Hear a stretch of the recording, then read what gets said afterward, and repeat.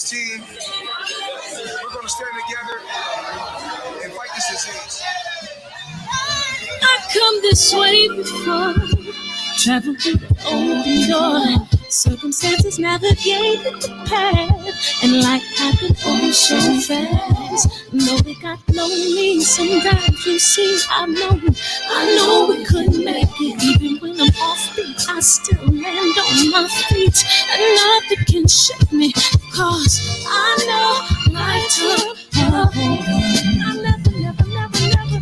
This is where I am destined to be. I'm not ready to give up.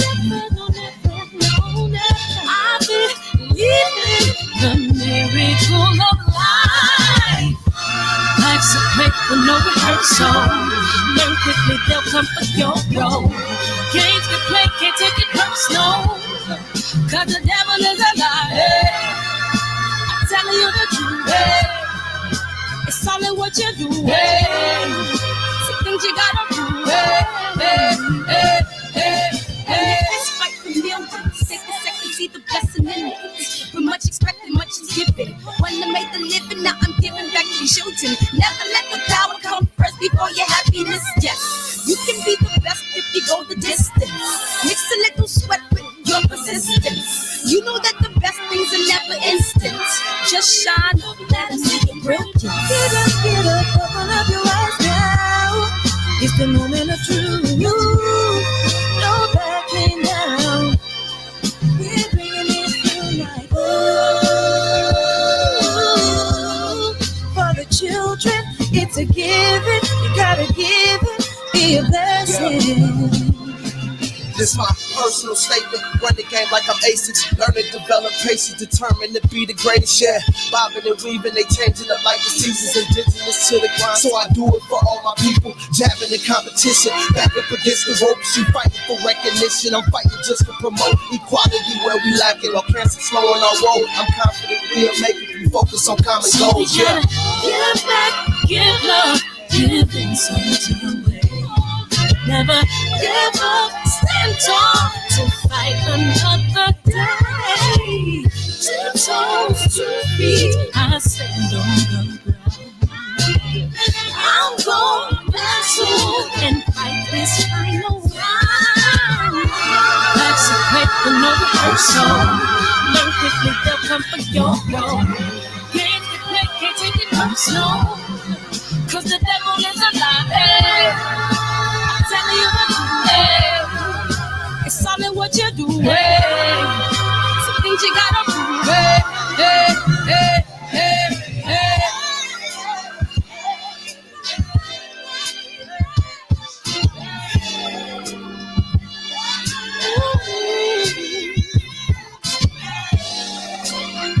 I'm gonna share all that I have and give to those in need. So we're gonna win this battle, fight that disease. No one can support you, don't leave it that's young. We've got to be open up. I love you.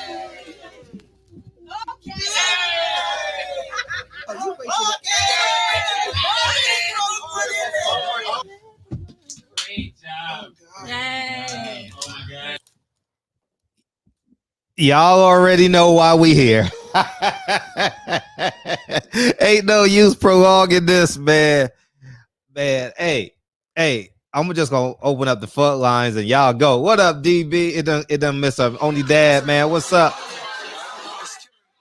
What's up? Triple OG, DB, KJ, K-Dub. Love is the word. TJ, what's up? Mr. Mel Advice, DB, Cedric, man, I appreciate y'all, man. What up, KJ? What's up, City Slicker? Where you been, man? Robert Brown, DJ Dean, Birdman, Maurice McElroy, Presidential Mike. What's up? M Square. And we in this son of a biscuit, man. I appreciate y'all coming in. What's up, Road Money? I don't think I've never met you before. Welcome to the show. Welcome to the show, man. And we got a hot one tonight. The phone lines are open. How about that? We got a guest coming in at 9:30. We got Christian Otero, man, 2-0 prospect. He's coming in from 9:30 to 10 to come hang out with us, man. So we gonna powwow, and then we jumping back on this shit. But we gonna hear what he got to say about what's going on now. The phone lines are open, man. Just come on in. Just come on in. Come on in. I see. All right. I knew it's one of them shows, man. I know it's one of these shows, man. Hey, what's up? What's up? What's up? Hey, what's up, Fred? You know, when people said that T.O. was ducking because of the COVID test, I didn't really think nothing of it. I just didn't believe it. And I honestly did not feel the same way as I feel now that I hear Tyson Fury got tested positive, because I'm thinking this guy got vaccinated, but of the 2 shots, he only had 1. If you're going to get vaccinated, and I understand some shots take 1, my understanding, he had the 2 shots. So why wouldn't you take the second shot? And 2, I honestly feel that this is Tyson Fury doing a duck on Deontay Wilder. I didn't feel this with T.O., but I definitely feel it with Tyson. And I don't know if that's a bias, because I expect Wilder to knock him out, but I just think it's coming from a different place now that I've learned that he's ducked other fighters in the past where they have to postpone a rematch. And I'm like, there's a pattern here. And it's frustrating, and it angers me as a fan, because I was looking forward to that fight, all this hype, and I think he got scared because Wilder is looking sharp, crisp, deadly, a monster in those training videos. And it makes sense for him to postpone this fight. But even if he postpones, that tells me that he's scared. That's going to give Wilder more leverage and confidence that he needs to finish out this training camp to whenever the hell they restart it. But I'm looking forward to that rematch. I think this only makes Wilder even want it even more. It's blood in the water now. Oh, it's definitely blood in the water. Yeah, man, it's definitely blood in the water, and I can't wait to hear Deontay Wilder's response to this. I'm pretty sure he'll say something tomorrow on somebody's platform, and I'm just I mean, what do you expect from Bob Arum, man, and Top Rank? But at the end of the day, I believe Tyson Fury, I agree with you, wasn't ready for this fight, and I believe I echoed that a couple times on this show. He wasn't physically ready to fight. And with Deontay Wilder looking as great as he is, and I saw him in person, as you guys know, he's in sensational shape, y'all. When I say he's in sensational shape, whew, yeah, tell them we need proof. And here's the catch too. When you're in a fight, COVID comes to you. You don't go to the doctor's office and get COVID. They come to the gym and put that thing down your nose. I've seen it multiple times in videos.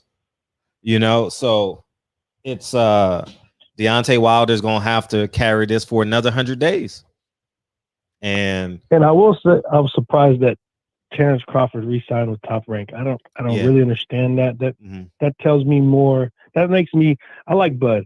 I think Bud's a great fighter, but that shows me Bud in a less light, because career-wise, legacy-wise, why would you make that same decision if we're already not getting the fights that I think he deserves? Right. When you have your own promoter saying all those things. But and real quick, Freddie Roach has Parkinson's disease. A lot of people don't know that, and that's why he looks the way he is in those training things. But all right, appreciate you taking my call, Fred. Yeah, all the time. Yeah, we know Freddie. Yeah, we know Freddie got Parkinson's. You know what I mean? And I'm gonna make my way down to Wild Card one of these days and see if I can get a couple of minutes with Manning and or Freddie Roach. Talk to me for an hour, but I got to try and get Manning. 256. Hold up, let me get to the super chat, man. Cedric Smith, because I think it's gonna be a hot super chat night. Maybe not. It's okay as long as we got people in the son of a biscuit. Cedric, they hate Wilder so much and knows he was cheated, but much rather project themselves onto him as if he's the coward that results to cheat. Man, you can't, man. I want the proof. Stay ready. Congratulations on your 100th show, King. Congratulations on your 100th show, dog. I'm in there watching. You know what I mean? I'm in there watching. Congratulations, dog. Well deserved. Stay on the grind and keep that H-Town on lock, man. You know what I mean? What y'all say? Horns up? Is that what y'all say? Horns up? I don't know. I just watch a lot of YouTube videos. I don't know. What's up, 256? What's up, man? How you been, dog? Where you been? Oh, you had a baby, right? Yeah, like a year ago. I've been good, Fred. I just been at work, man. I've been listening, listening. Okay. But hey man, his fat ass wasn't ready, man. And I don't know if you see. I think I sent it to you as well. Tyson Fury been getting that ass whooped in sparring too. Yeah. So I think that coupled with people see that he's not in shape. And his dad tried to tell us. Now, Blue Blood brought this up today too. His dad tried to tell us a few months ago, Tyson Fury ain't ready, and my son ain't ready for this fight. He should just give Deontay Wilder the belt back. He's been focusing on Anthony Joshua, and everybody thought he was blowing smoke. Mm-hmm. I think he was telling the truth, Fred. Facts. I think he was telling the truth when he said his son was not ready. He was not prepared to fight Deontay Wilder again. He truly thought that he was going to be fighting Anthony Joshua. Nevertheless, his fat ass ain't ready, and that's what it comes down to. We saw him a couple weeks ago. The man still built like a bag of milk and a sack of nickels. Now, he always been built like a bean bag. He ain't never been shredded. But that coupled with seeing how he been getting his ass whooped in sparring, I think it's Big Baby Anderson, the one who's sparring with him. Big Baby been on his ass, pause. Mm-hmm. So I just think they buying time. Why we gotta wait 2 months? Now put his ass in that 10-day quarantine, like they did Chris Paul for the NBA. No, put his ass in that 10-day quarantine, test him again, and he gonna be ready come fight night. We not postpone. It don't take 2 months to get over COVID. We not doing this TO shit. TO all of a sudden TO pay-per-view ain't selling. His tickets ain't selling. Next thing you know, we got to bag it up 2 months after his fight been pushed back 2 more months. What is it with these top-ranked fighters that all of a sudden they catch COVID when shit ain't going right in their camp and they got to push the fight back 2 months? It's a legal loophole. It's a legal loophole. That's exactly what it is. You know what I mean? It's a legal loophole, and there's nothing you can do to disprove them. I mean, the paperwork is easy to come by. Can't. You know? Yeah. We gonna need some real COVID tests done. And what didn't somebody say he was vaccinated? So how that happened? He what? Didn't somebody say he was vaccinated? Because I don't think the Bob. UFC will. I don't think the UFC will let you and your camp into the PI unless you vaccinated. Interesting. I don't know that to be true, but yeah, I don't know that to be true either. But I think that is true. Once the vaccination came out. Yeah, that's a DB question. DB, put your link back up too, please. Yeah, DB, answer that for me, man. Yeah. I don't think the UFC will even let you in if you hadn't been vaccinated. But anywho, so you just out and about in Vegas, and all of a sudden here it is 2.5 weeks before the fight, you got COVID? No, put his ass in that 10-day bubble, test him again, and we'll see you on the 24th. We not getting out. We're not pushing this fight back 2 months. Nah. If I'm Wilder's camp, that's what I'm telling you. We're not pushing this fight back 2 months. No, put him in a 10-day quarantine. The fight's 2 weeks away. Put him in a 10-day quarantine. We'll test him again, and if he pops positive again, then we'll postpone the fight. Right. But we're not just gonna push the fight back 2 months just because his fat ass ain't ready.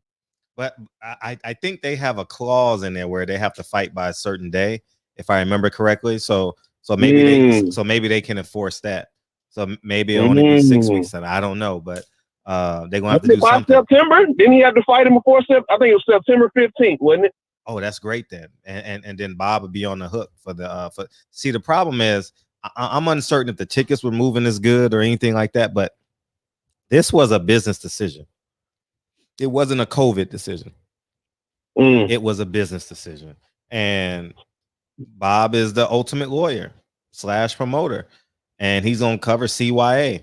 And if you know Bob, you know he's gonna find a way to win. If Bob ain't winning in a financial situation, it ain't happening. It's simple. It's just that simple. You know, he's been doing this too long. Fred. He know all the tricks, man. He's dealt with all the snakes. You know, if you deal with snakes long enough, you become one. You know, and he hasn't thrived in this business this long by being a dumb businessman. Right. So, you know, facts. It just is what it is. But with all that being said, that's just my opinion. I don't think his fat ass was ready to go. Was gonna be ready to fight in a couple weeks. And another thing, if Terrence Crawford really re-signed with Top Rank, I want all the Bud fans, whoever said Errol Spence ducked him, I need y'all to come forward. If he really re-signed with Top Rank, I don't know this to be true, but if he really re-signed with Top Rank, I need all the Bud fans to come forward. Right, I agree. I need all the Deontay Wilder detractors and critics to come forward, because if that man had caught the flu in his training camp and came out, what would they have said about Wilder? He beat Ortiz with the flu. No, I'm talking about if he had to pull out of this fight because he had it, or if the shoe was on the other foot, what would they said about Wilder? Yeah. Oh, he talked all that noise and he know he don't want this fight for real. He just need to get out the way. Right. Man, look here. I need all the Bud fans to come forward, and I need for them to put Tyson Fury in a 10-day bubble and test him again.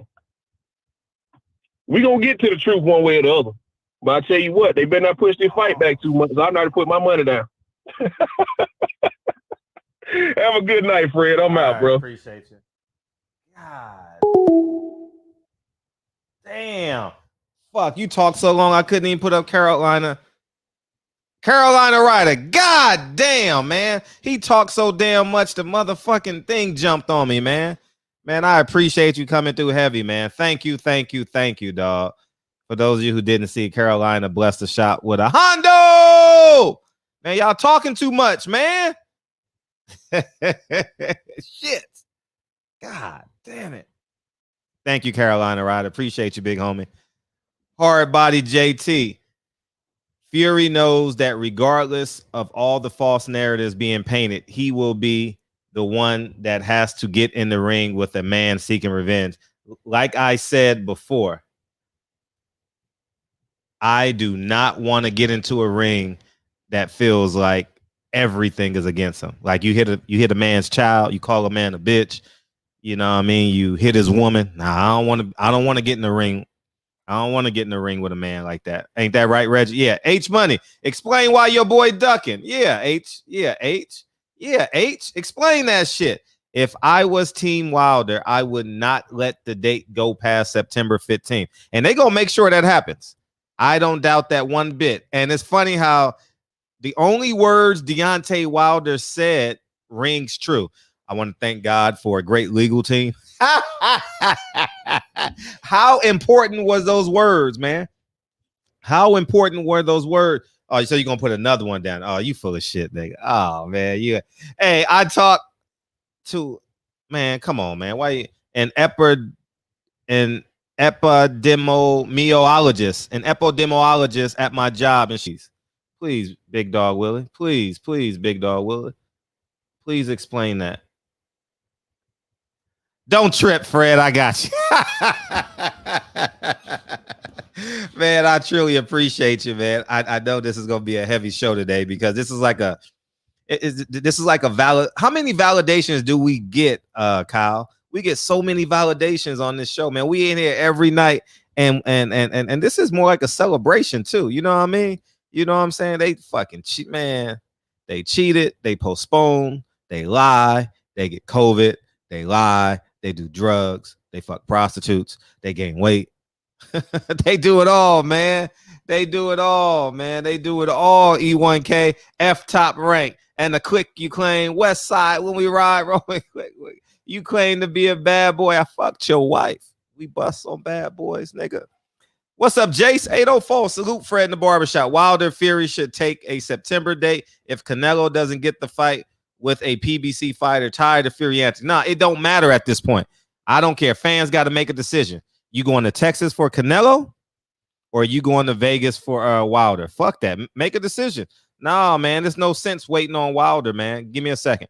Macadon 1, 2, 3. Bud don't care about us. We don't really care about us. They don't really care about us.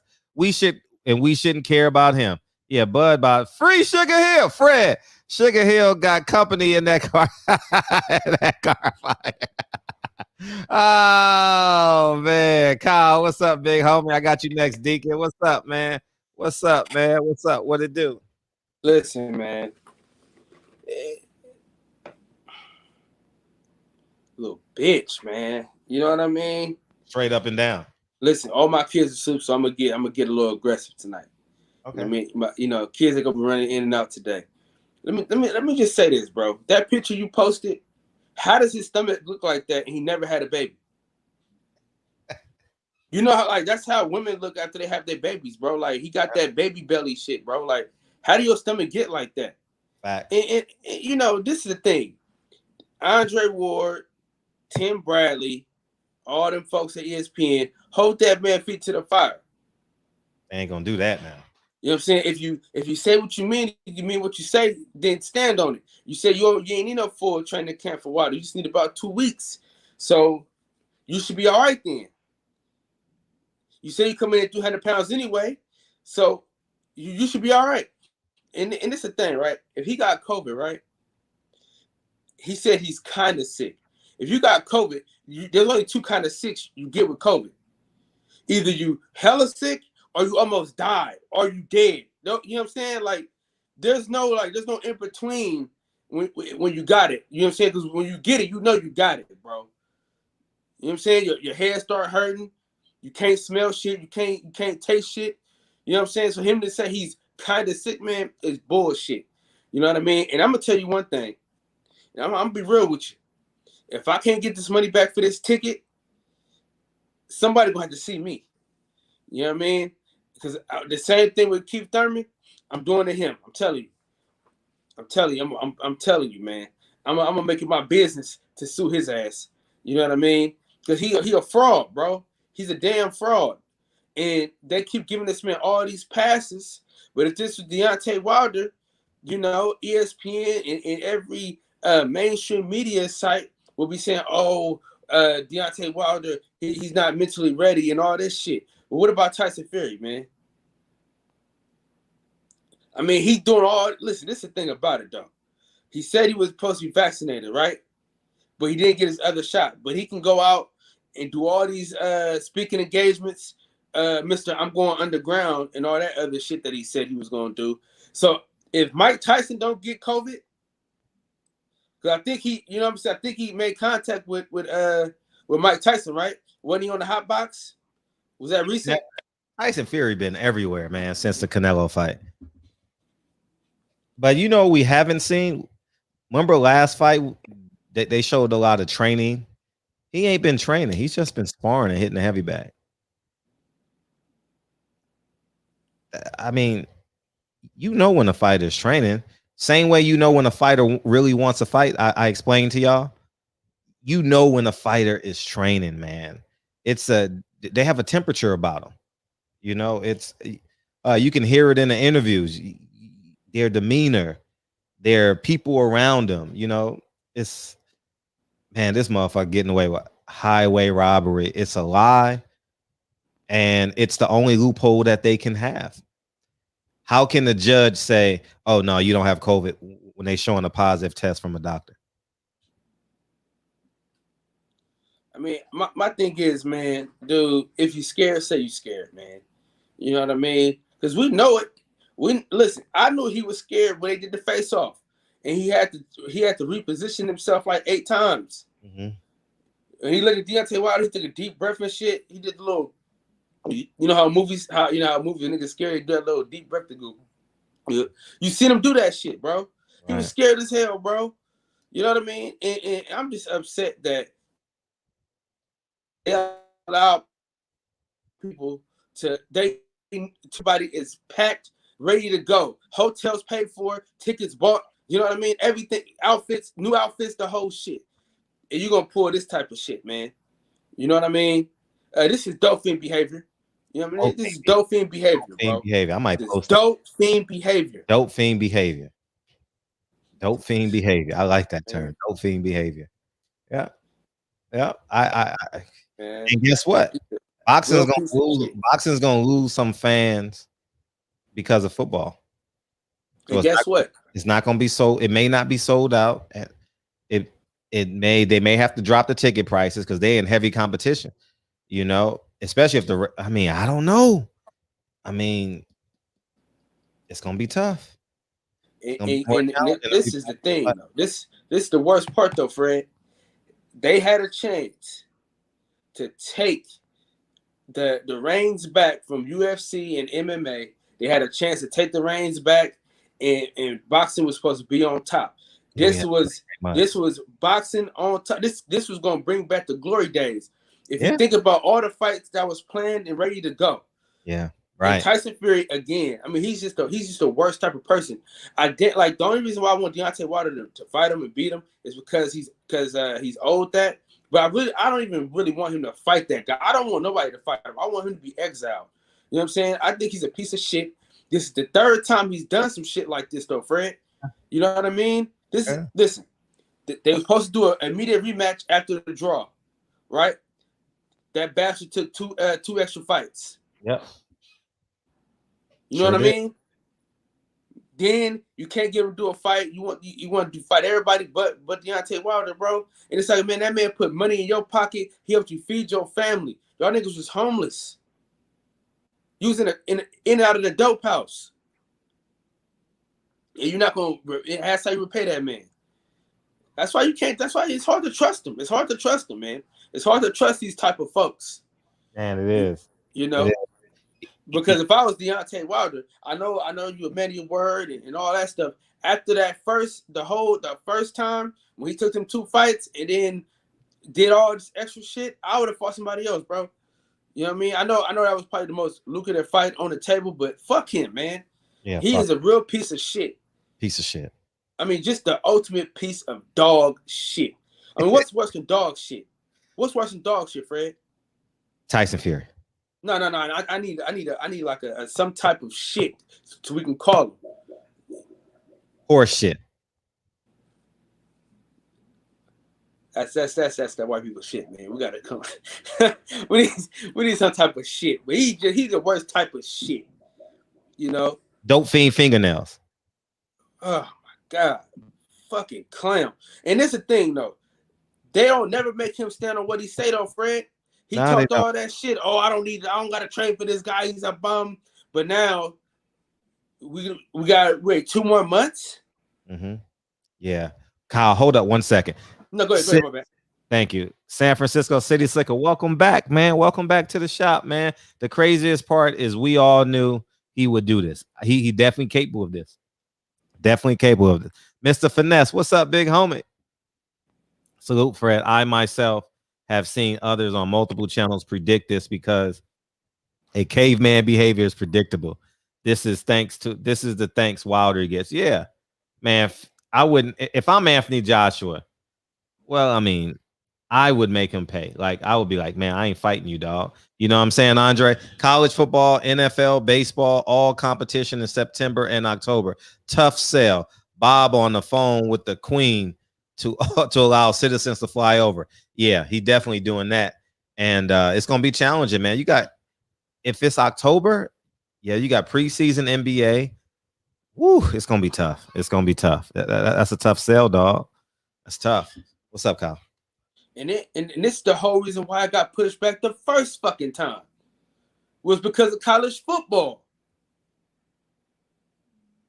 This motherfucker, man, listen, man. He is the ultimate piece of shit, dude. And Sugar Hill, you ride along with him. Now, my thing is, how didn't he catch COVID?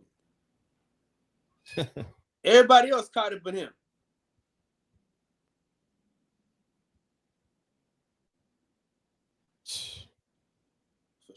For sure. He's the only black man in the camp. Melanin.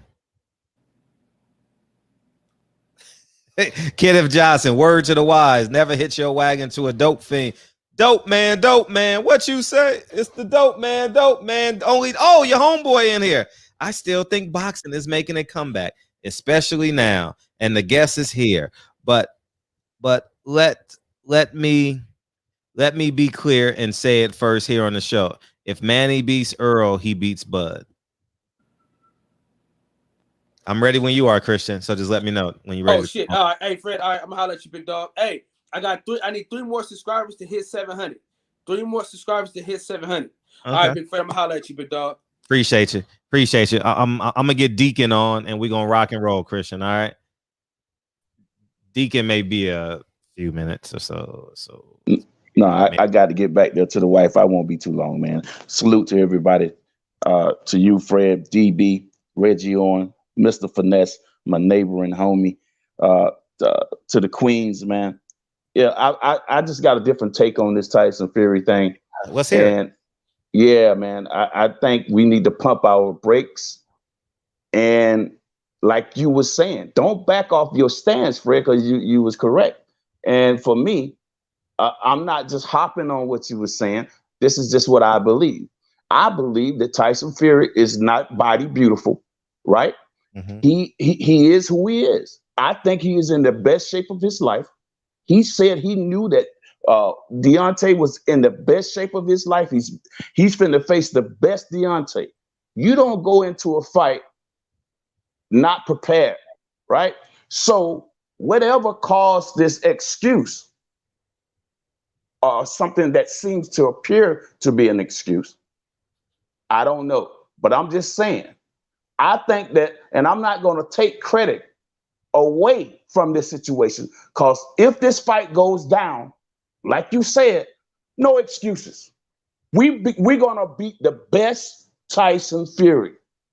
Y'all got to know that this man is not body beautiful. His body is what it is. This man got his weight down. He's been keeping it down. And a man that has fat cells in his body, and he has to maintain that weight loss by exercising, doing the correct things, eating right, all these things. Otherwise, this man can easily balloon up in weight because his body calls for that weight. He has to do extracurricular shit to keep that weight down. And once he gets it down, you're not going to see no six pack. You're not going to see none of this stuff because he's not body beautiful. This man was born with 2 left and that body that he has. That's it. You know what I'm saying? So I'm not listen, I still see the best Tyson Fury. I think he's well prepared for this ass whooping that he's going to get. And to Kyle's little thing, I want to go back to Car Wash. The answer to what he was trying to say, if you go back and watch the movie Car Wash, what's lower than that shit is fly shit. That's what it is. 1970s movie. Yeah. But yeah, man, I want to give a shout out to everybody, man. Peace and love, man. I got to get back in and finish doing what I'm doing with my wife. But I did want to get in and chime in on this. Let's do not diminish Tyson Fury's status, his training, all of that. I don't believe that he's scared. I want him to come in and be the best him. So when Wilder knock him out, everybody have to give this man his credit. I don't want to hear no more about he can't box, whatever you want to say. Give this man full credit because he's putting in the work for it. When he get in there and execute, not only will he have his hand raised, he should get the respect of the public. I wouldn't give a damn if you're Democrat, Republican, or whatever. Give the man his respect. Peace and love, family. What? That's it. Yeah, cause I got to respect the show, man. You got a guest coming in, and then I got my wife back here. Yeah. What? Yes. So I'm gonna have to come back and read the chat later. No. Go back. No. Your wife needs you more. Absolutely. Hey, I appreciate that. Love you, man. I love you too. All right. Oh man, what's up, Quest X, man? We appreciate you, big homie. Thank you for supporting over the years, man. Truly appreciate you, honestly, man. And funny thing, you said I honestly feel like we were approaching an inflection point. You either are being willfully ignorant or you're just special if you support Fury. I mean, there's no way to support Fury. Hey, we ready, Christian. Whenever you get in, we ready, big dog. You know what I mean? Okay, yeah. So what I'm saying is this. Fury has no respect in America. He's not box office. And we need to treat him as such. We need to treat him like we treat our drunk uncle on Thanksgiving that brings that cheap soda and asks grandma for $20. We need to treat him like that. Everybody giving him the cold shoulder, you know, like, you know what I mean? Like everybody give him that stank face, you know what I mean? And then he gets too drunk, and then everybody pitches in and give him the $20 so he can leave. We need to treat him like that. We need to treat him like geometry. Whatever your worst subject, fuck this book, man. We need to treat him like chemistry. You know what I mean? Yeah, man. We got to treat him like that cheap ass bread. Every time you put butter on it, the shit just fell apart. I mean, he needs to be treated like the worst thing in our lives, man. Like, there's nothing good about Tyson Fury, dog. He's a scammer. He's a scammer. He will forever find a way to cheat. It's like cheating is part of Tyson Fury's DNA. It's no way around it, dog. He is like you know those kleptomaniacs. I'm up on the phone line because I guess he's probably having Wi-Fi issues probably. So I'll come back to him when he come in. But yeah, man, he the phone lines are open. Boom. 808. What's up? What's up? Let me mute. What's up? What you got? So Fred, I'm coming in late. So is it official that Tyson, I know, right? It's a bummer. Did y'all see a little interview clip with the guy named Anderson? I guess he was in his camp. Mm-hmm. He looked fine to me. If I was media, I'd be sticking cameras in all those people he was sparring face to see are they sick, because that dude just did a clip with somebody. I don't know if it was ES News or Fight Hype or whoever, but he was actually predicting that Tyson Fury will win. He said he looks good, but that guy looked healthy as hell. This just happened like the other day. Yeah, that's just crazy. And I did want to correct something. When I was talking to you a while ago about Devin Haney, and I was saying he should go from the bottom up, and I couldn't think of that guy's name, and I said Cruz, and I think you came back to say you meant Tank Davis. No, I mean Isaac Cruz. His name is Isaac Cruz. Him and Tank will make a good fight, but I would love to see Devin fight him. This guy is not on the level as far as notoriety with Tank and Devin and all them. So it seemed like it shouldn't be a problem to make that fight, but he's relentless and he has power. And if Devin can walk through that storm, Lord have mercy. I would love to see that. And I think Big Daddy Bill should go ahead and try to make that fight. That would be very interesting. But I'm disappointed because I was already that was my fight for the month of July. Facts. The Wilder fight. Facts. And I'm so disappointed. I can't stand Tyson Fury. If you lie, you a cheat. If you cheat, you will steal. If you steal, you will kill. I don't trust them. They shouldn't let no gypsies into anything official nowhere in the world. I don't care what the discipline is, because that's what they known for. But that's all I got, Fred. My daughter's birthday today, like July 9th. So I gotta get ready for Happy birthday. How old is she becoming? That honey is 20 years old. You know, I can't tell her nothing. So you know, but it's a celebration. It's my birthday too. I did all the work. Shit. So anywho, peace out. Y'all have a good weekend and everything. And I'm feeling the disappointment with y'all. So y'all have a good weekend. Appreciate you. Totally. Bye-bye. Yeah. And yeah, it is rather disheartening that for the fans, because bring them on in, opportunity. What's up, 845? What's up, Mike? Barbershop Conversations. Hit the subscribe button. Hit that like button. Hit that subscribe button. What's up, Fred? How you living, I'm bro? great, man. How you living? Every day is a good day, my brother. I can't complain. You know, I mean, I guess disappointment is a word we can use, right? Jeez. But surprise ain't a word that we can use because shit, like I said in the super chat, it's not as if nobody thought this was possible. I heard a few different people say this very thing. Fury gonna have COVID. Watch Fury claim COVID. Watch him pull out with COVID. I saw that a few times. I myself thought that. You know what I'm saying? And what's interesting is let's see how they play this, because Deontay Wilder told you that he was drugged and people wanted to see proof. Deontay Wilder told you that Fury had something in his gloves. People said they wanted to see proof. Now there were videos, right, where you could see the dude's bloody wraps.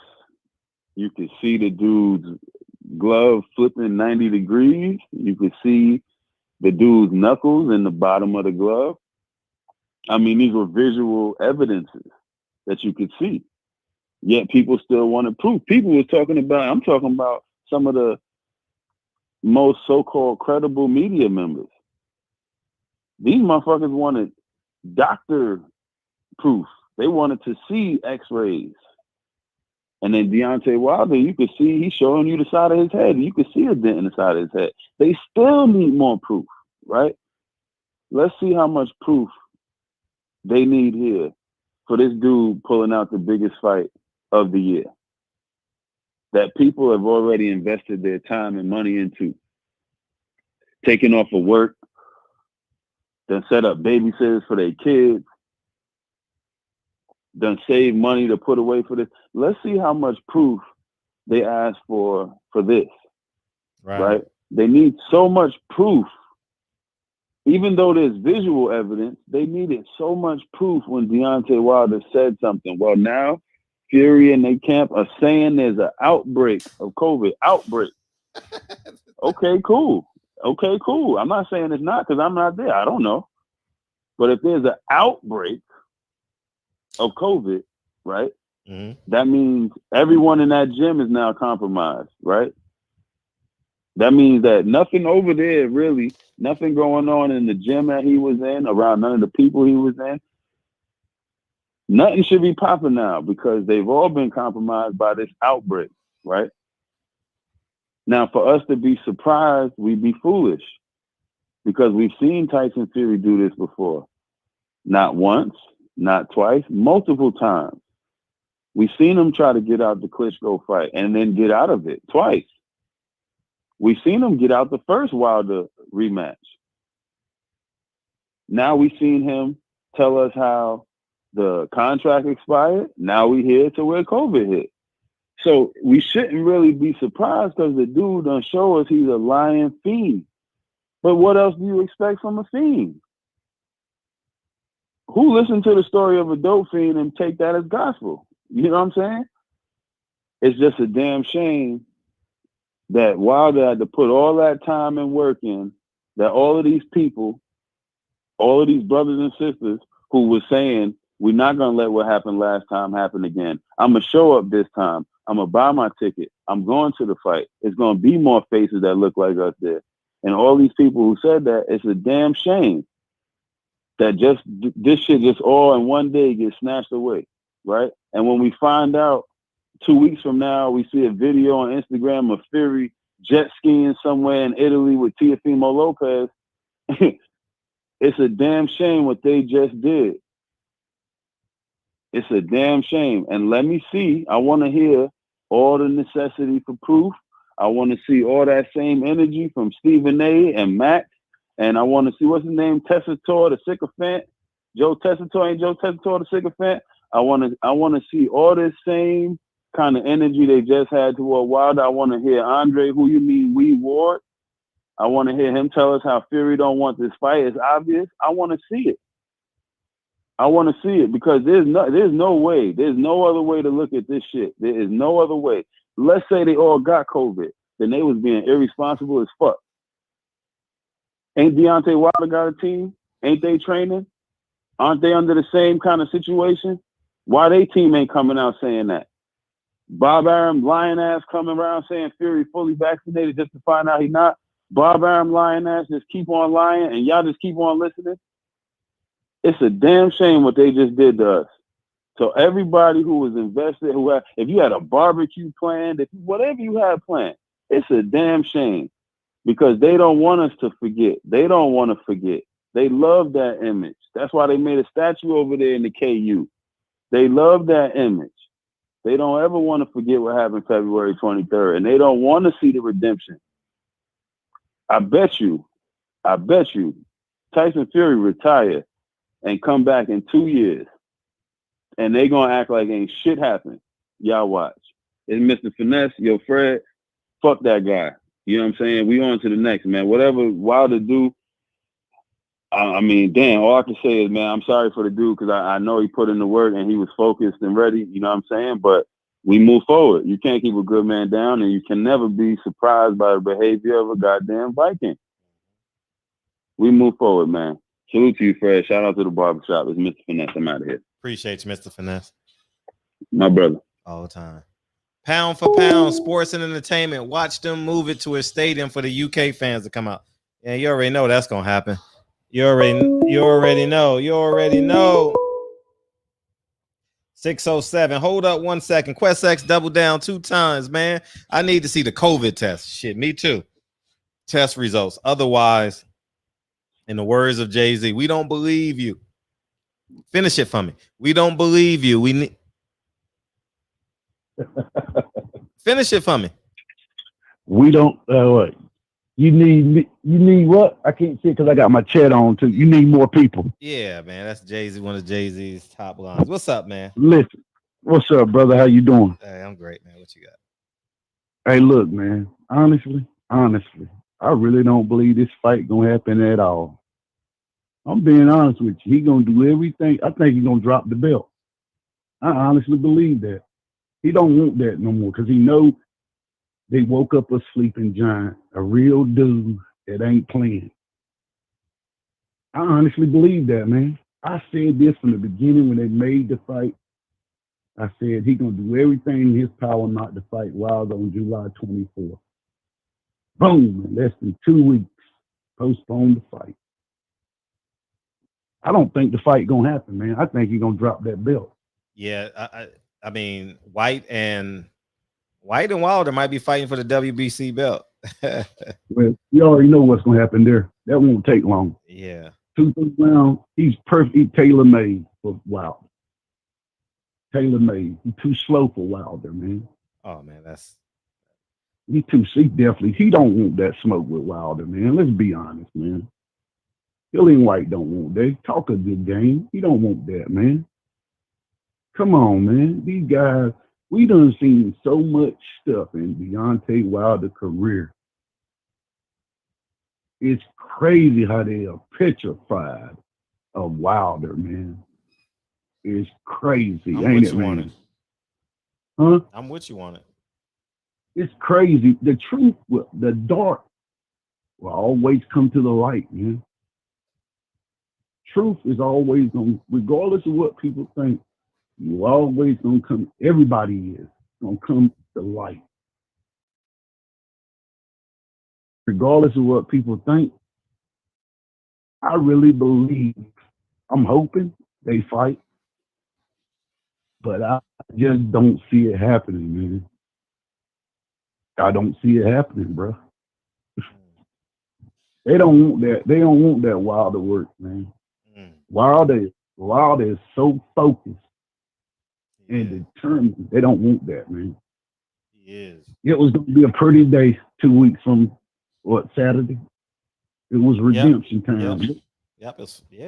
We were close, man. Hey, it was going to be real ugly too, man. Right? How Wilder said that when he said the first press conference when he said When he hit Fury, he's gonna say timber. That's what was gonna happen. I remember that. Yeah. Hey man, but we'll see though. We'll see what happens. I'm gonna let everybody get in, 'cause I know everybody want to get in and I can speak. Hey, love y'all, man. Keep doing what you're doing, brother. Keep speaking the truth.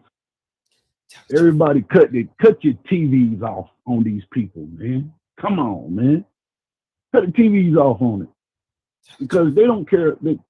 The fake news, the news is fake, period. The media is fake, period. I'm talking about boxing. All that shit is fake, man. Period. Stick with independent news, period. Facts. Y'all be good, man. Yeah. Appreciate you, big homie. Peace. Yeah, you too, big homie. All the Peace. time. Yeah, man. It's what's up, Don? Salute, Fred. Is there anything that can be done to ensure this fight happens this month? Everyone who bought tickets, man. Yeah, you can do a whole bunch. But it ain't gonna change because there's no union. There's no union. What's up, man? What's up? Wilder got saved by the bell. I knew you was gonna say some dumb shit like that. If Dillian White fight Wilder, what if Dillian White whoop his ass? What you guys gonna do then? That will never happen. Never. Wilder beats him 11 times out of 10. You think so? Man, you know so. You just wasting your time saying that shit. I really, to be honest with you, in the back of my mind, I really didn't want to see Wilder get his ass whooped again. I really didn't, because that first fight, I was looking at it going, damn. I watched it again the other day in the back of my mind. Dog shit out of Wilder, man. He really whooped his ass.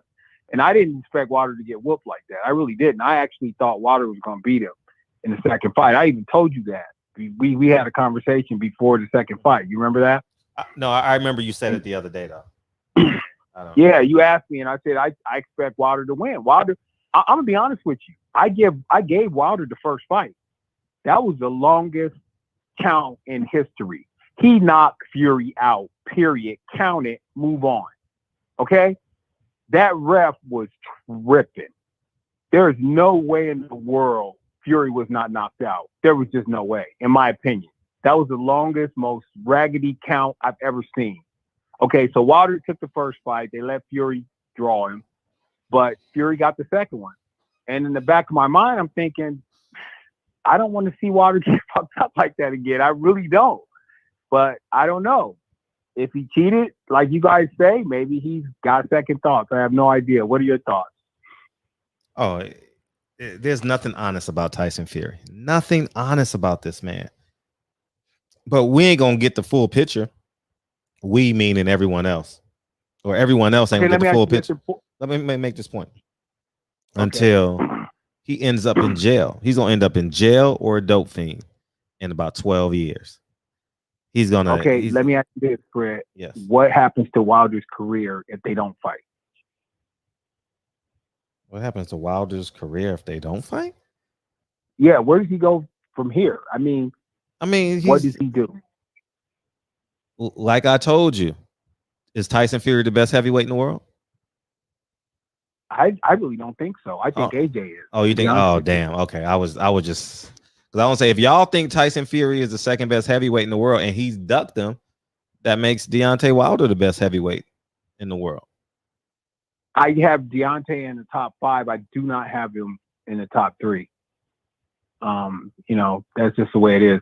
And Fury is just there by de facto, man. I mean, that lineal shit, I never believed in that. And the way he did Klitschko after the Klitschko fight, he wouldn't let Klitschko, get his chance to come back.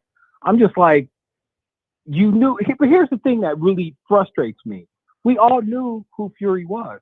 And my question to you, and I honestly ask you this, from one black man to another, I honestly ask you this, Fred. Why on earth did he fight this gypsy? Why? Why did he have to fight this piece of shit? Please tell me that. I don't understand it.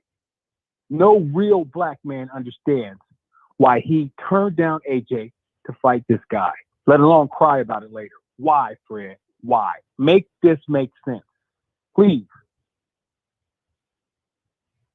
Man, let me tell you this. Deontay Wilder was seeking the greatest competitor. And you got to respect the man for seeking the greatest competitor. And your boy Anthony Joshua didn't want to fight him.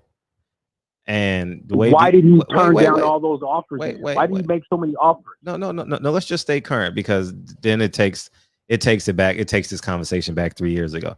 Deontay Wilder chased the best fighters in the world the last 3 of his 4 fights.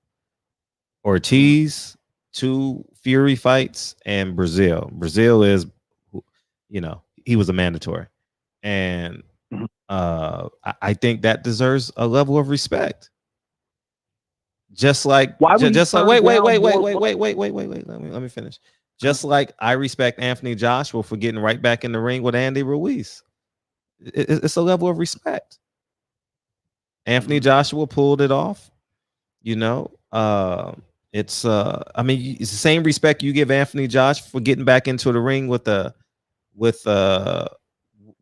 twitchier, probably more ring experience heavyweight than Andy Ruiz. You got to respect that about that. But the irony about this thing is Andy Ruiz fought, Tyson Fury didn't.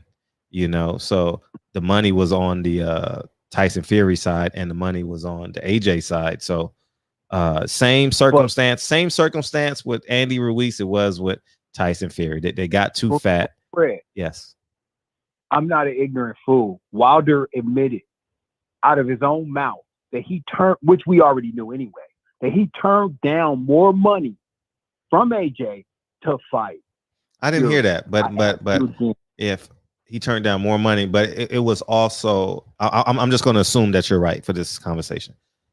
I think it had to be with DAZN, right? Is that what you're talking about? Yeah. Well, and I believe DAZN also came out and said that they didn't do the deal right. So it probably was more money, but it wasn't structured to the level at which they want. So they might say, "Hey, Deontay, you fight this fight for $5 million. You fight this fight for $5 million, and on your third fight, you fight Anthony Joshua for $125 million." You get what I'm saying? Okay. Yeah. Let me tell you when I lost respect for Wilder. And they took this tape down. I can't find it. Wilder did a press conference where he said on camera, "I want to fight AJ so bad. It ain't about the money. It's for my legacy." Then after that, every deal they gave him, he turned down. Like money wasn't important, and now it's important. Every deal they shot at him, he turned down because of the money. After he said money was not a factor, it was my life. And that's when I stopped believing in Wilder. Every lie he told after that lie trumped them all. And I just knew he was a liar. And that's why I'm where I'm at now with Wilder. He's a liar. He lied so many times that you just can't believe anything he says. Do you remember when he said that? When he said, "I want to fight AJ so bad, man. It's just about legacy. It ain't even about money. I don't care about the money." And I'm thinking, okay, so AJ offered him a few million. He's going to get in there. We're going to see. Then it went up to $12 million, which is more than Wilder ever made for one fight. And he turned that down. And then it got all the way up to 120. I'm like, this dude, I wish he wasn't black. Have you ever looked at somebody and just wish they weren't your race? You know what I'm saying? Huh? I just wish. Hold up. Now, come on now. You being extreme, man. He embarrassed me that much as a black man. Come on, man. You sound ridiculous now. I'm not, dude. I'm totally serious. Oh, my heavens. Jesus. Man. And he just lied after that. One lie after another. But then where does okay? So if you're talking about black man to black man, it must be worse for the white man then, because this man done popped for steroids twice, cocaine, gained 400 pounds. He's never defended his heavyweight title 3 times. He's pulled out. No. Wilder wrapped his arms around. I'm holding you accountable to the level of integrity that you've exemplified on this phone call. If you saying Wilder lied, you don't respect him, he turned down less money, he did this. Well, how about a dope fiend? How about a man who's pulled? No. I don't want because I don't want you to have part-time morality now. Now you're showing part-time morality now. No, I'm not. I'm saying if I knew Fury was a dope fiend. But why are you not? Why are you not condemning? But why are you not condemning Fury more? Because Wilder chose to fight that piece of trash. Nobody held a gun to Wilder's head. He should have never fought Fury. He should have fought AJ, who's another black man who had a stellar reputation. Wilder went out of his way, bent over backwards. Not fight him just once, but to fight him twice and lied about it, like Wilder always does. He's a liar. So what is Fury? What is Fury? Has Fury told you the truth? Fury is nothing more than he was before we even mentioned his name. A lying, gypsy, cheater, drug addict. We already knew that. Wilder knew it. But Wilder wrapped his arms around him and said, that's my brother. I love him. Don't you respect him, man, with the level of... Why are we just throwing away humanity like it's just ridiculous? This man... You don't respect humanity? Every brother you go and visit in prison got there because of their own actions. Wilder is in the doghouse because of Deontay Wilder, not Charlo, not Fury, not I mean, that's it's a beautiful doghouse. People that he's trying to. Have you seen Deontay Wilder's doghouse? It's beautiful, man. It got a full court basketball court, got a gun range. His doghouse is beautiful, man. But Cameron Renfo says they should test Fury for hitting that kilo of coke with Ricky Hatton. Facts, big facts. I saw Ricky had an apple in his mouth. Did you see that? He knew Fury was a dope addict before he fought him. So why is that a problem now? Man, why is that a problem? By the way, Mr. Finesse wants you to know, fool. John Skipper apologized to Wilder and said they didn't come correct. Stop repeating false narratives. They said they didn't come correct.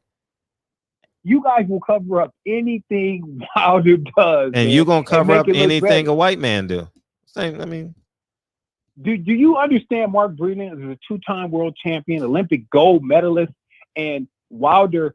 There are a lot of gold medalists and two-time world champions that, And Wilder ain't one of them. Mm-hmm. Wilder ain't one of them. He ain't even in that league. He has no business disrespecting that black man like that. I got Fred. You. All right, the guest is here. Appreciate you. All right, Fred. All right, peace. Stay up. All right, one.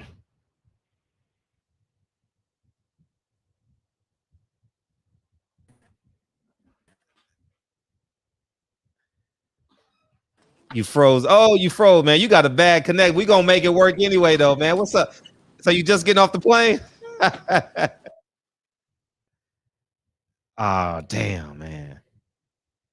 Can you hear me? Nah, it's not gonna work. Damn. Man, stop rushing. I know he want to come on the show so bad, man. I'm excited to have him, man. Young prospect. We're gonna try it one more time. Beam out and beam back in. But in the meantime, we're gonna take another call. You know what I mean?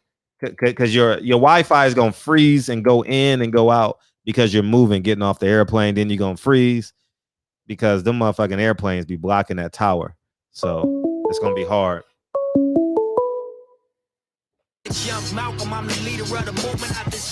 Man, Christian, just reschedule, man. I will bring you back in here. Not a problem, dog. I'm excited to have you in the shop, man. I like talking to young prospects, man. You know what I mean? And stuff like that, man. No problem, Ness. We'll have them come back in later, man. No big deal. You know what I mean? If you want to come in twice, you can come in twice. I don't give a fuck. Man, what's up, Tom? I mean, what's up? All right, we going to try it one more time? All right, we're going to try it one more time. Hey, what's up? You got it? You want to take the beam? No, I'm going to bring him in with you. All right, bet. All right, cool. Yeah, I'm going to be quick, man. Again, it's Mr. Finesse, man. I just called back in. Sir. Yes, sir. It is. Nah, go ahead, Fred. Go ahead, Fred. Man, you figured it out, man. Do his thing. Hey, where you headed, dog?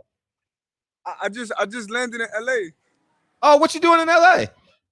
I'm out here for the Golden Boy fights, just networking a bit, getting myself out, introducing them to Veneno, more or less.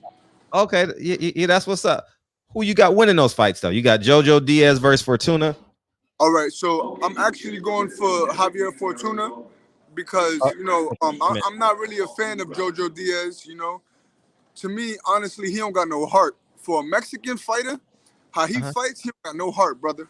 I mean, anybody can fight with a cut on their eye, but more or less, I'm always going with Team Farmer. Mm-hmm. Okay, and who else on the card? You got Zurdo and all right, you got El Zurdo versus Sullivan Barrera. You got some other guys that's fighting on the card, but I forgot their name. It's like an unknown main event. Mm-hmm. And then you got my boy James Crunch Time Wilkins. He's fighting against a 15-0 fighter from Puerto Rico.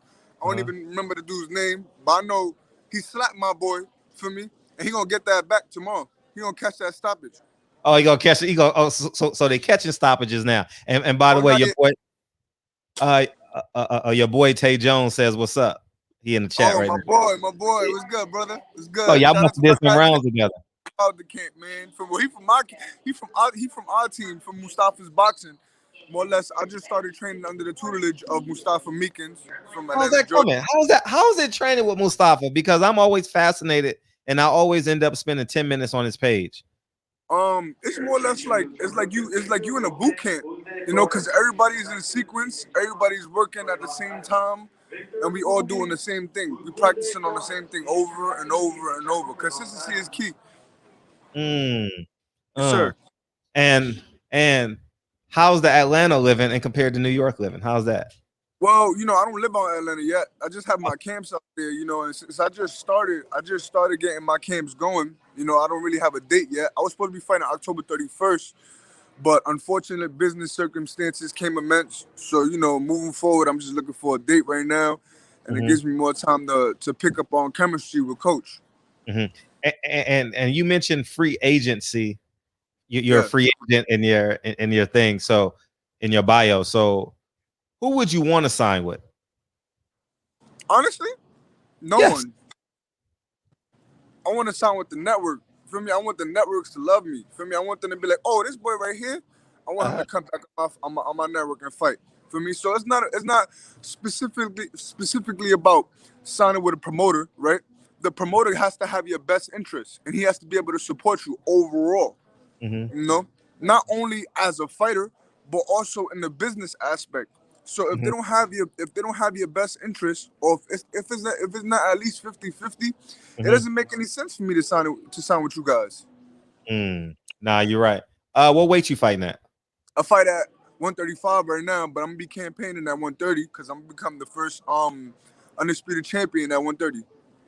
Oh, so let's talk about one. First of all, the big news today. Everyone's talking about it.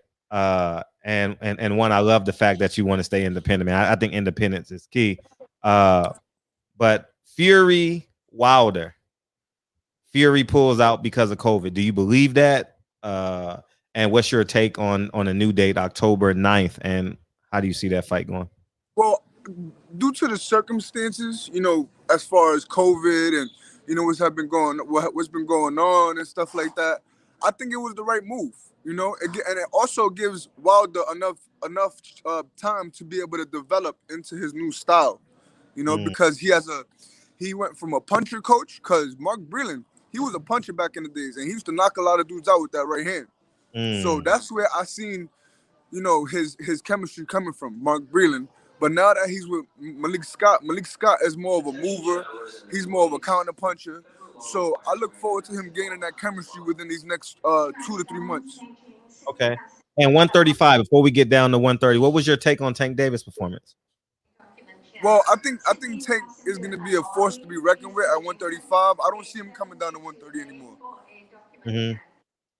But he's very prestigious. I would say every fight he gets better and better and better. It's just you have to be very analytical to be able to point out the things that he's getting better at.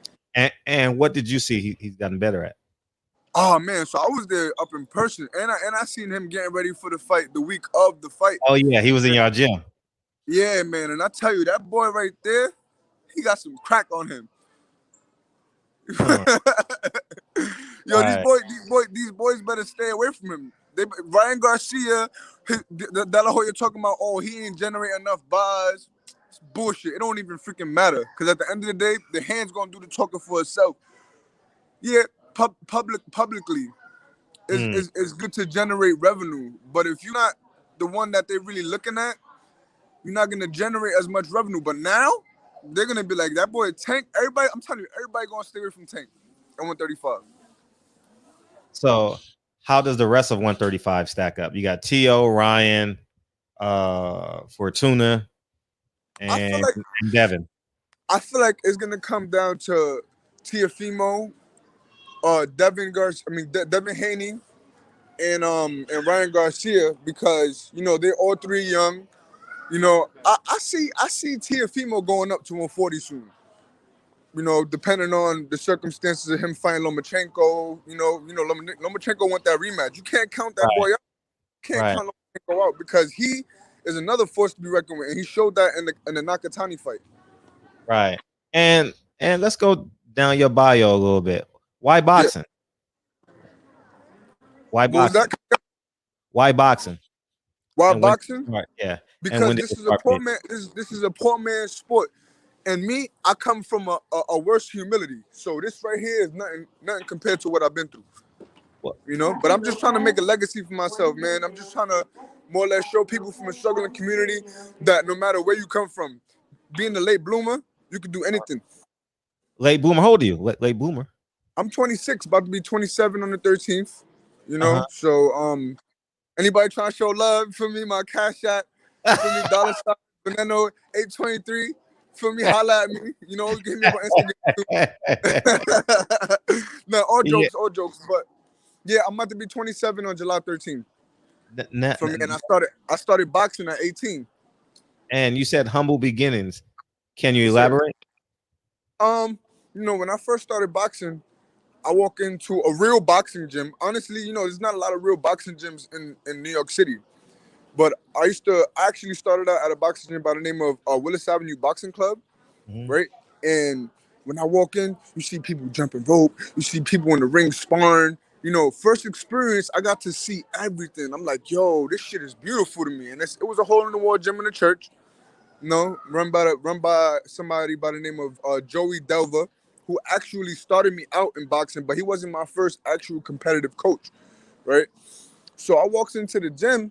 2012, I remember the day and everything. May 2nd, 2012, I started boxing. Right.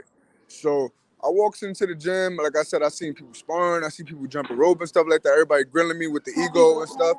I go into the office and I start telling the guy like, yo, I want to box. I want to learn how to be a competitor. And at the time, mind you, I was on probation in the drug program, going downhill. So nobody expected me to be where I'm at right now.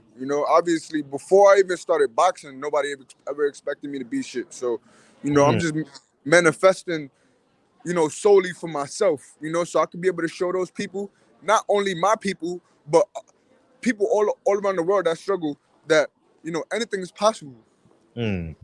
Mom and dad?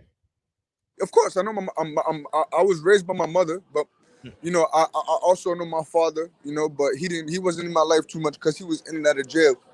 Yeah. How's our relationship now between father and son? I mean, between me and my father, I would say it's more or less cordial. I just try to keep that respect because, I came out as nuts, but, more or less, it's always going to be cordial respect. I love my dad to the end. And talk about because we talk about manhood a lot on this show, man, like a lot. And can you tell the difference of when you see a young man, because you're 26, 27, so you're approaching that prime, 27 to 34, man, enjoy it, man. And man, woo, enjoy that's it. Not the prime. That ain't even the prime yet. That's not even the prime. Me, I'm Hispanic. So in boxing, right, our prime is more or less 30 to 37 around there. So I'm gonna be in this sport for a little while. I got that Bernard Hopkins syndrome. Oh, you got that Bernard Hopkins syndrome, yeah. and that's a great syndrome to have. And I was talking straight out of jail, straight into boxing. Yeah. How much time you do? I ain't really do any time, man. I did a lot of stanzas, a lot of 2-month stanzas, 3-month stanzas, and stuff like that. You know, I ain't really go up top or nothing like that. But I definitely got my fair share out of being in jail. And speaking of a man who has that great duality, man. The co-host is here, DB, man, and I think y'all two can have a great conversation, man. What's up, DB? Oh, what's cracking? You know, what's funny is when he first came on, when I felt his energy, I was like, dude seemed cool. And then once Tay said, that's my boy, I was getting ready to say, Fred, get his info while here in LA. You know what I'm saying? I can get some work with him or something, man. You know what I'm saying? Just touch up with him a little bit. You know what I'm saying? Introduce him to the city. But how long are you here for, by the way? I'm gonna be in LA until hopefully Saturday, Sunday. I'm gonna go to the fights tomorrow, and and I don't know exactly where the fights is at, but it's under Golden Boy. And then after that, I'm chilling. I ain't doing nothing. I'm just trying to get some sparring while I'm out here. I love LA, man. Yeah. Fred, you got his number, Fred, already? Yeah, we'll get it. Okay, and if not, I'll try to get it from Tay. But just you hit spoke me about up B-Hop, on man. Instagram. I'm willing to shoot my number to whoever I need to. We can meet up. For me, we could just chop it up and shit. For me, have lunch, whatever. I'm down. Yeah, we'll do that, man. We having an event out here actually in a little over 24 hours, so you can come out there. Yeah. But I'll holler at you, man, as soon as we get done with this. That's cool. But you spoke about B-Hop. You said you had the spirit of B-Hop, and Lil B-Hop actually just had a decent performance. I'm sorry about that. Last weekend. Got people calling my phone and shit. Can you hear me? Yeah, I'm here. Okay. Yeah, so Lil B-Hop just had a decent performance this weekend. And you know, you're talking about campaigning between 130 and 135. What do you think about his skill set? Do you think that his skill set matches the words that come out of his mouth? Bro, I'm not really too impressed. I see him more of like a 126 pounder, even though, you know, like I said, I'll talk about this all the time. A lot of boxers have a tendency of moving up. Well, after they fight, they go up 20, 30 pounds, and then it's really hard for them to lose weight, you know? But I wasn't really, I mean, you know, Little B-Hop, I'm not going to take anything away from him. He has a very good arsenal and skill set, but I'm not really impressed, you know, because how I think I'm better than everybody. You know, I've been in the ring with Little B-Hop in 2019, and I was helping him get ready for maybe his 11th from 12th, maybe even his 13th fight against Austin Dulé. It was another one against some Puerto Rican kid that he knocked out, you know, and I was giving him some good ass work. But his thing is, he got something against me. I'm not gonna say it's a race thing because I'm not Tyson Fury, right? But I'm gonna tell you like this: ego runs big in boxing, big. And when a motherfucker don't like you for no reason, he ain't gonna like you. From you ain't gonna catch his vibe. So, you know, we got some work or whatever the case may be. In 2019, he wasn't a man of his word, so he burnt that bridge, and now is a water on the burnt ass bridge, bruh. But yeah, he's a good fighter. He's a great fighter. And one day I look to hopefully campaign against him when I have the time, when I have the right grounds. Right now, I don't have enough fans. I don't have enough grounds to be able to say, oh yeah, I want to fight Little B-Hop. But that's somebody I want to fight. You know, in the near future, him, Kurt Stevenson, Jojo Diaz, any of them boys want to match up with me, I'm telling you, I'm gonna expose them boys. Hey, listen, I'll tell you something, man. With our show and with the community that we are a part of in boxing, I think, man, you listen. If you have that kind of spirit and the kind of energy where you feel like you want to fight somebody, and you're connected with us, we are gonna advocate and market and push for that fight to happen. So you don't have to wait till you 10-0 or to you 15-0. If you want that fight, start. He was about to say 15-4. Right, He's about to say 15-4. I ain't gonna lie. We ain't Kevin Farmer. Listen.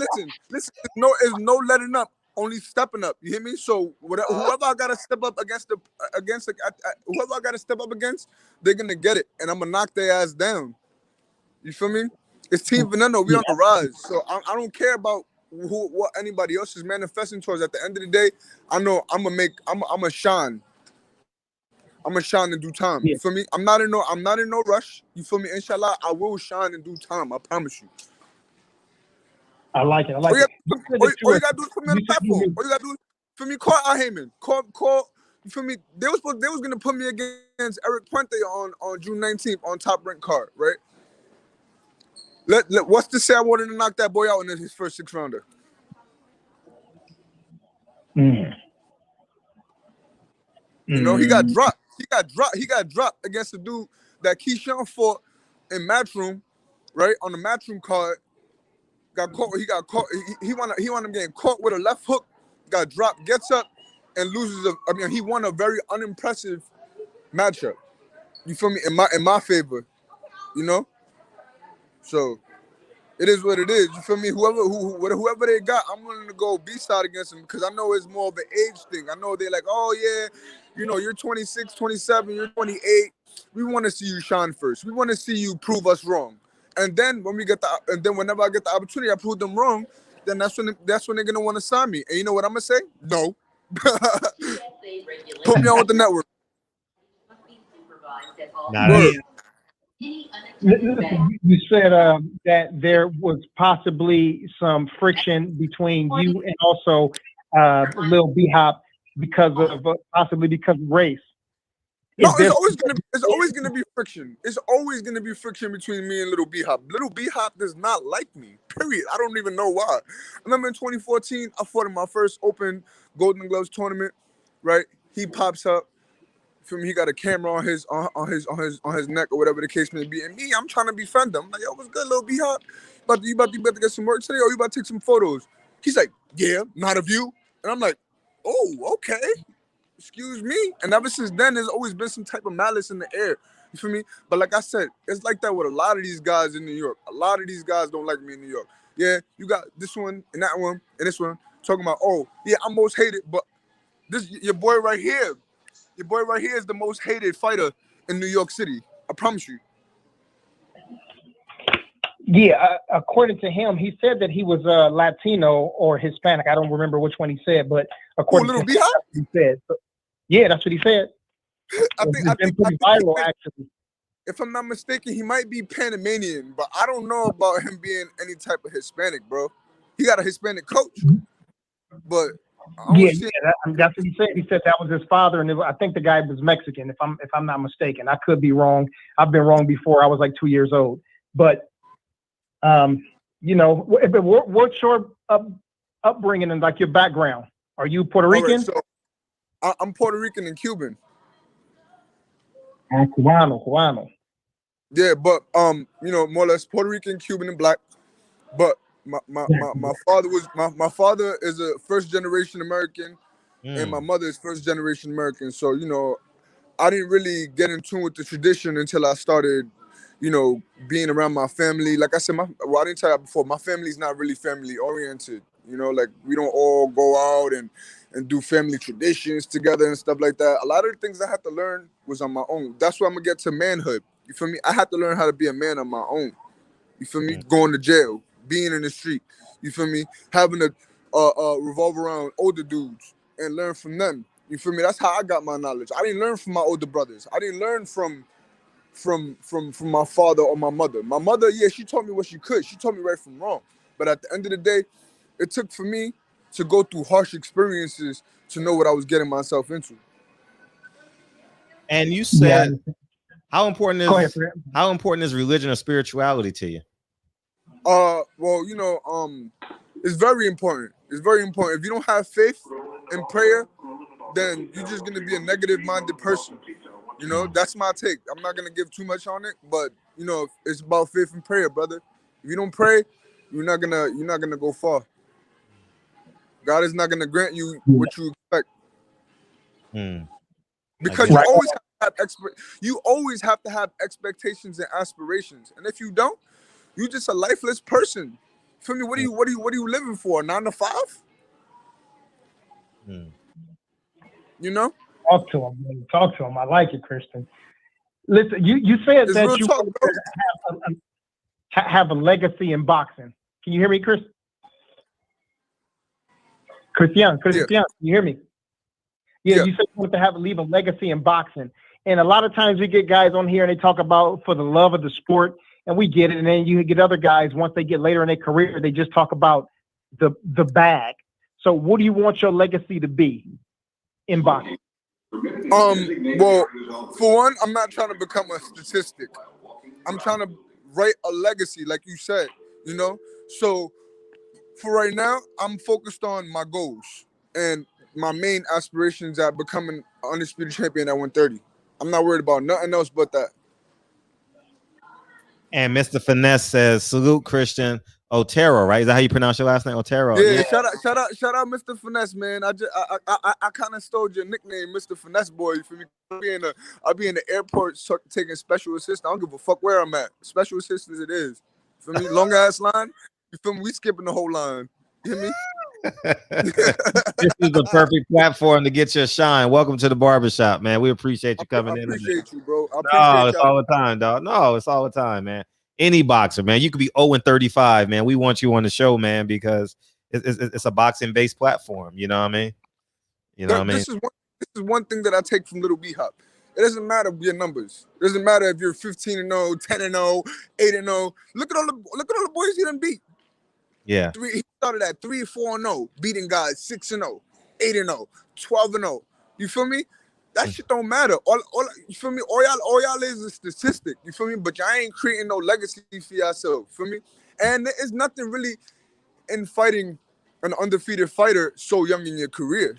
But everybody has something to prove, you know? And in B-Hop's case, he had a lot to prove. So Right. Yeah, I was in Brooklyn for the fight when he fought the other kid that was supposed to be a superstar too. On when Lou Della had, no, not Austin Dulé. It was a brother. They were both like 6 or 7-0 or something like that, and they fought. Nah, I don't know who that is, but I'll tell you this right now. I'll stop Austin Dulé right now. That's a fact. I'll stop that boy right now. You must have done rounds with him. No, I never done no rounds with him, but I just know how compared to a lot of how these other guys fight, they're very one-track minded. I'm a very versatile fighter. Like I said, I'm Cuban and I'm Puerto Rican. So you feel me? I'm coming with fire of a Puerto Rican and I'm gonna dance like a Cuban. Come on, bro. I do this shit.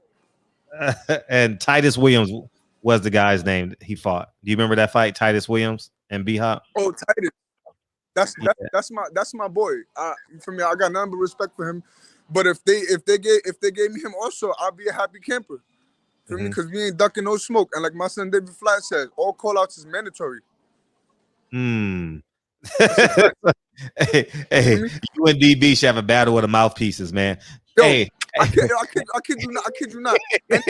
Anybody from New York at 130 or 135 wants to smoke with me, I'll be a happy camper. New York just opened back up. Yeah. So, like I said, A side, B side, that shit don't matter. You feel me? Once you get in the ring and you test those waters, that's what matters. Right. And Shakur at 130. Shakur, I'll stop him too. Like, a lot of these guys is spoon fed. You feel me? This is another thing I go by. For me, give me a spoon. Give me one good spoon. I'm not a spoon. Give me one silver spoon and I'm a shine. I promise you. I'm gonna put that shit up at the sun and shine.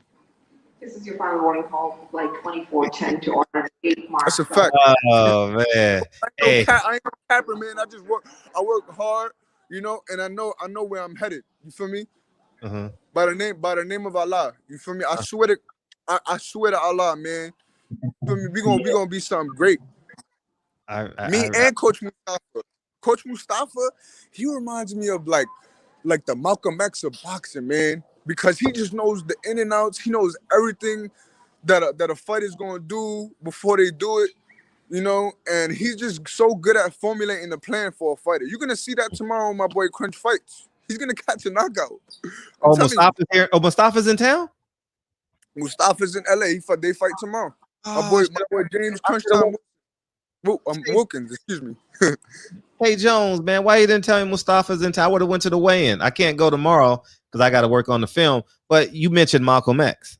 What does Malcolm X mean to you? Well, you know, Malcolm X I would say he impacted my life big time, being that he was like a he was like an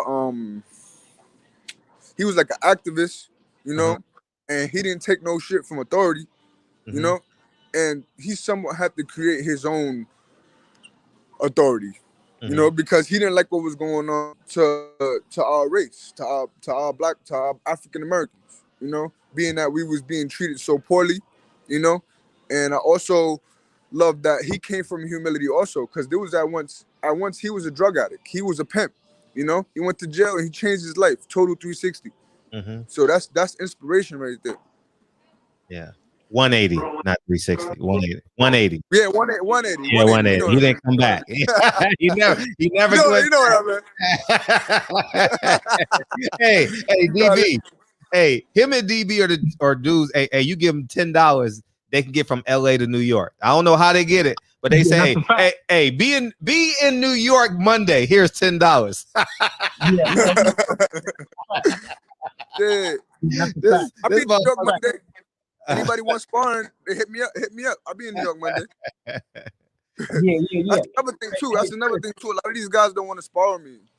Getting ready for. I mean, it's just sparring. It's just sparring. But I hit people up all the time. Like, yo, what's up? You trying to get some work? Yo, you trying to get? Nah, man. I got something I gotta do. Oh, I got a 9 to 5. Oh, this and that. You know, like if you really want to do this shit, then do it. If not, you can't be 140 and 1 foot out with it, man. How about Teofimo Lopez? What do you? Yeah, female. I think he's a great fighter. I think he's a great fighter. I've spoken to him a few times on Facebook before he turned pro. When he was an he just became an Olympian, and I was getting insight on him because, well, insight on the fight that I had at the time in the Golden Gloves. I had fought Rashad Marti, the Albanian Bear. He signed with Matchroom. Right, I fought him twice. I fought him twice. I fought Richard Hitchens. I done fought John Bowser. I got an amateur resume. Mm. I got an amateur resume. And even none of them boys want to hit me up for sparring. So, how good is Richardson Hitchison? Richardson Hitchens, he don't got no power, but he's a very good boxer. He's very precise. He has a very good jab. You know, he can keep you at bay all day, but he don't got no power. So anybody that's a savage that don't give a fuck about that 1-2, that don't give a fuck about you coming in. I mean, who don't care about the feints and the he's gonna get outworked soon. Let him go up against a guy like Boca Chica or Shinar Bunch, like one of these real solid 140-pound fighters. They're gonna give him the business. Who do you respect that you've done sparring with? You, like you walked out the ring. Oh, okay. So my boy Stephen Fulton. I was in camp with him in his last fight against Leo Angelo for 2 weeks, and the third time we sparred, he actually dropped me 3 times. Was it twice? I think it was twice. But I finished the sparring session. But after that, I wound up going back to the locker room, and his coach, Wahid, Stefan, and another coach by the name of Muhammad. Was Muhammad? No, Hamza. Excuse me. They don't want to come into the locker room because it was a closed camp, so it was only us 4. You know, they was just taking me back to the hotel and stuff like that. You know, making sure I was eating right and stuff. But other than that, everything else was on me. I had to run. I had to shadow box. I had to make sure I was training outside of sparring with him. Other than that, I only got like 2 rounds on the bag after sparring. All right, so they wound up coming to the locker room, and I'm crying and shit. And I'm like, yo, get out of here. I'm like, yo, get out of here, man. I don't want no sympathy. You feel me? But they seen the passion in my heart, man. They seen the passion. They seen that, you know, I was just trying to push through the camp. It was my first time being in the camp, you know. So Stephen Fulton, I got none but love and respect for him. And I hope he, you know, prospers on September 11th. Man, that's what's up, man. I love your candor, man. That just made me trust your word even more, man. And who have you done work with? And you said I sparred with a whole bunch of guys, man. I sparred with Edgar Santana in preparation for Lamont Peterson, but that wasn't really a camp. That was more or less just sparring. I sparred with Eddie Gomez, who was also signed formerly with he was signed with Golden Boy. I sparred with Lil B-Hop. I sparred with Richard Hitchens. I sparred with Rashad Marti. I sparred with John Bowser. Let me see a few other guys. Josue Vargas. Anybody in New York that you can name that's notable right now, I've done sparred with them and got them ready for fights. Oh, matter of fact, I sparred with Tevin Farmer. I done sparred with Jason Sosa. You feel me? I spar with everybody, man. For me. So why Who's can't I get my overrated? Who's overrated? why, Yeah, when? yeah, Who's overrated? yeah. Nah, tell me, hold on.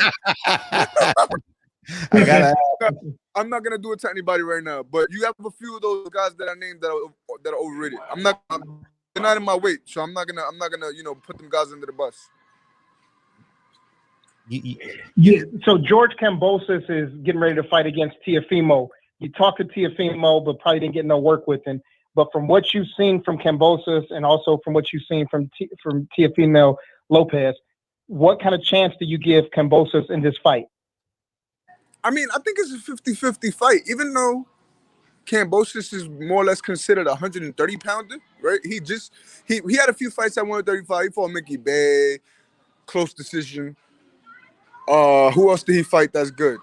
He never really fought anybody notable, so I feel like this is going to be his first step up against Teofimo. Teofimo is a powerhouse. You know, he's a good counter puncher. He's a very good boxer. He's skilled, you know. So I feel like this is gonna kind of bring Kambosos' talent out. It's gonna see where Kambosos stands. But honestly, I think Teofimo's gonna knock him out. I think Teo's gonna knock that boy out. Okay. And Oscar Valdez been putting in some work too, man. I don't know if he's 29-0 or 30-0, but he's been putting in work. If Oscar Valdez calls your name, are you ready to fight Oscar Valdez and can you win that fight right now? Another 126-pounder struggling to keep their names afloat. For me, he's gonna wind up fighting somebody like I said. I don't underestimate nobody. He's gonna fight somebody that's a good boxer like Jamel Herring, and he's gonna get exposed. Because who did he fight? Who did he fight from Australia? Who he fought from Australia? Lee Selby or some shit like that. Yeah, Lee Selby from the UK. And that dude is not even all that. So imagine when he fights somebody with Americanized pop, somebody that can actually pop him. You see what Jamel Herring did to Frampton? Did him filthy. Yeah. You said you got some work also too with Tevin Farmer. Tevin doesn't seem to have a lot of pop, at least in his fights. He doesn't get knockouts like that. But what's his? How is he in the ring? Oh, he's exactly what you think he is. You feel me? Yeah, he don't got pop, you know, but his defense is on point. He has very good reaction, like his reactivity and his awareness is on point. I'm not gonna lie. When we sparred, it was pretty much a formidable sparring session for the first half of the sparring session. Me, I started off too fast, so he started to expose me a little bit, you know, per se, 5th, 6th round. Started to outbox me a little bit, started to touch me up. But it was a great experience overall because Tevin Farmer is in my top 5 of all time. Like I'm inspired by Devin Haney because of what he came from. For me, he had 4 losses. He came from a 7-4 record, you know, and up to like 25-5, 25-4. You can't not have respect for that man right there. Plus, what he's doing outside the ring, for me, where he's gaining a lot of business etiquette. You know, he's also, you know, incorporating businesses. You know, he's opening up businesses. He's doing like real estate and stuff like that. He's trying to finance homes. You know, you gotta respect that. You feel me? He's giving guys like me, that's a late bloomer, some sort of direction. Man, that's awesome. And I didn't know that about Tevin Farmer like that, but that's good. This is why we have people come to the barbershop to have these candid conversations. Right. And we can learn not just about you, but for the people that's in your circle too. So shout out to Tevin Farmer for that. Let me ask you, my boy, man. Feel me? I can't wait to get in the camp with him. He need to hit me up. I need to tell that boy to hit me up and let me help him get ready for his next fight because he be getting in there, all these little pressure fighters and shit like that. He need to get in there with me. For me, someone that's gonna actually try to whip his ass. Yeah. Let's say you know, we had these guys that come in and everybody's all gung-ho when they're young and when they're amateurs or at the beginning of their fight career. But then once the names on their resume are bigger, they start to change their tune in terms of how they talk and what their strategy is in terms of their career. So is Yeah, there a fighter out there they start facing with their fucked up life. Yeah. Is there somebody that you will not fight? Who? Tevin? No. I'm saying, is there any fighter out there that's, I don't know, between 126 and 140 that you won't fight? That I won't fight. Yeah, there's one young boy. There's one young boy at 126. His name is Ofacio Falcon. Look him up. That kid is on. He's on. Why won't you fight him? Why wouldn't I fight him? Because we're very, very, very close friends. You know, I consider him like my little brother. I've known him since 2014, 15. And, you know, I have nothing but love for him and his family. So, you know, yeah, we fought in the amateurs because his father and at the time, my brother was training me, his father was training him. And there was a lot of animosity in the air. So we fought as amateurs, but we already vowed that we would never fight each other in the pros. Got it. So, and I like that. I appreciate that. And I think the chat and our community appreciates that. If there's that one person, we won't ever put pressure on you to fight that guy. If you are 1 and he's 2, we won't. But everybody else, we expect for you to take the smoke and take a fade with everybody else that's in your division. Of course. So, someone asked, what was your amateur record? My amateur record was 70 wins, 31 losses. Mm-hmm. I only had 2 knockouts in the amateurs. But you had 2 knockouts as a pro. Yeah.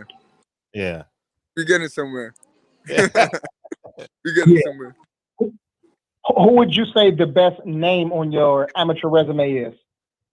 Oh, whoa. Shit. Like I said, I got an OD resume, man. So if there's anybody that I would say was like the most skillful fighter that I fought, it would be Rashad Monteith. Right. Say it again. I didn't hear you. Rashad, the Albanian Bear Monteith. Shout out to my boy. Okay. Right on. The most articulate with the most articulate with his hands. For one, he fought kickboxing, boxing, and MMA when he was a little kid. So, you know, he had it all. He had it all, man. Just because a person knows how to do MMA, and there's no difference. There's no difference because it kind of carries into the same sport. You know, it's martial art. It's an art. Yeah. I'm going to run through a couple of names. I just want you to kind of summarize what you think about them at this current state, not necessarily the entire career, but kind of like right now. I know you're in New York, and on the East, they have the DMV, and they also had a tri-state. You spoke about Shakur. Have you ever gotten to work with any of the Russells? Mr. Gary Russell, Gary Antoine Russell, or the other brothers? No, I was very close to getting some work with Antoine Russell, but the agent that I was going through wasn't really comfortable with getting me in that camp. So, you know, I moved forward. But Gary Russell at 140 pounds, that's another force to be reckoned with. You know, he beat a lot of guys in the amateurs. He beat Jerron Ennis. He beat Richardson Hitchens. He beat who else? He beat a few good notable guys. But you know, he's a force to be reckoned with. Okay. There's some fights coming up, and then also potential fights. But I'll ask you, if Tank Davis, after his great performance, gets in the ring with Josh Taylor right now, how do you see that fight playing out? Honestly, I see Tank knocking him out also. Like, it's not going to be no difference between how he did Mario Barrios. It's probably going to be worse for Josh Taylor. Wow. Got it. Do you think that Regis Prograis is a better opponent for Tank Davis than Josh Taylor? Yeah, I think Regis Prograis would be a little bit more of a tougher matchup for Gervonta because Regis is dog. He's a dog in there. But then again, you would have to put them both in there for you to be able to see the result. Errol Spence Jr. is getting ready to get in the ring with Manny Pacquiao. Who wins that fight? Oh man, all I gotta say is rest in peace to my boy Manny Pacquiao because he about to get retired. not rest in peace, retire in peace because you about to. All right, retire in peace. I like that. Retire in peace. Right on. I like that. Right on. Deontay Wilder. Say it again. You were in a rough spot. I said just become the president in 2024. Right. Yeah, stick to the politics. Deontay Wilder versus Tyson Fury. Honestly, depending on how he develops in this next camp, of course I'm going for Wilder. My money's gonna be on Wilder. My heart is on Wilder. For me, it's Bomb Squad. Why? Because he's representing for the Americans, for the American heavyweights overall. I'm not racist. I'm not. I'm not the type to really speak out of context. But I tell you this right now: we need an American heavyweight. Man, so everyone was holding their breath in the chat. Let me tell you something, Christian. You don't have to preface that. When we pick our people, everybody else pick their people. We don't have to preface it by saying we're not racist or no offense. We just say who we want. You know what I mean? Yeah. Kevin, Wilder's our champion. Kevin wants to know, what does veneno means and why is that your nickname? Veneno means poison or venom. And the reason why I got the name is because my grandfather actually gave me the name when I was younger. And I was a very troubled and I was a very troubled child, and I didn't listen at all to anybody in my family. So one day, I was in Puerto Rico. One of the first times I ever went to Puerto Rico. Me and my brother and my cousins, we all running around the house. You know, rest in peace to my boy, my cousin Google. You know, he just passed away recently. And he was street racing and shit, and he was under fentanyl. So I don't, you know, really support anybody that takes fentanyl because I have friends that really went downhill with that. You know, and I'm only 26, and I'm telling you that, like, I got dope head friends, like, fuck. All right, so yeah, going back to the story, right? I'm in Puerto Rico, and we chasing each other with shovels and stuff like that. They throwing canepas at me and shit like that. I used to be the one that was bullied because I was the youngest one, right? So I wound up going off to my grandpa's tree and pulling down, because the trees were low. The banana trees were low. So I pulling mad bananas down from the tree. I had like banana residue on my shirt. He took me inside. Caramba, ¿qué te pasa aquí? For me, took me inside with my ass. For me, with my ass so crazy that I caught a blister on my foot. So the next day, or I think it was like 2 days later, right? We he pulls me to the kitchen and he's messing around with me, and I didn't really notice because, you know, he's always a playful person. He's light skinned, so, you know, when light skinned people would like mess around, they always look serious all the time. So he was like, yo, ¿tú quieres galleta de galleta or galleta de mano? And I told him, yo quiere galleta de mano, which means I want to get slapped. You feel me? And he was like, tú eres veneno. And ever since then, I stuck with the name. Word. Oh yeah, galleta de mano. Galleta de galleta is a box of crackers. Galleta de mano is a slap. That's right. And now you unboxing, giving these fools cocotazos. You know what I'm saying? Giving them cocotazos, bofetadas, and pecosadas. Let me ask you something right here. Yo, I'm not even gonna hold you. Wait. Sidebar. I just couldn't wait to get to the barbershop because I watch y'all. Also, Thank you. Also, I want to give a big shout out to the Boxing Voice that, you know, got me in contact with you guys. You know, well, I wouldn't have had this opportunity to be able to speak to y'all and, you know, y'all be able to formally meet me because, you know, I don't change. I don't change up for nobody. You got 5 more minutes in you, yeah? Yeah, cool. All right, go ahead, DB. Yeah, Tay said Otero is going to be real good. Trust me, y'all. Yeah, shout out to my brother Tay Jones, man. Real good at what? Hey, real good at what? Talking shit. Yeah, man, that's pretty. Yeah, talking shit. Taking titles, and becoming a household name. That's a fact. It's the takeover. Like my boy spoken into fruition at 135. Like Teofimo said, it's the takeover. What's your opinion on Bud Crawford? I think he's a very another one. He's another very articulate fighter. You know, he's all around fundamental. So I feel like him versus Errol Spence is gonna be a monster fight. How about Sean Porter and Jaron Ennis? Oh yeah, that's a good matchup.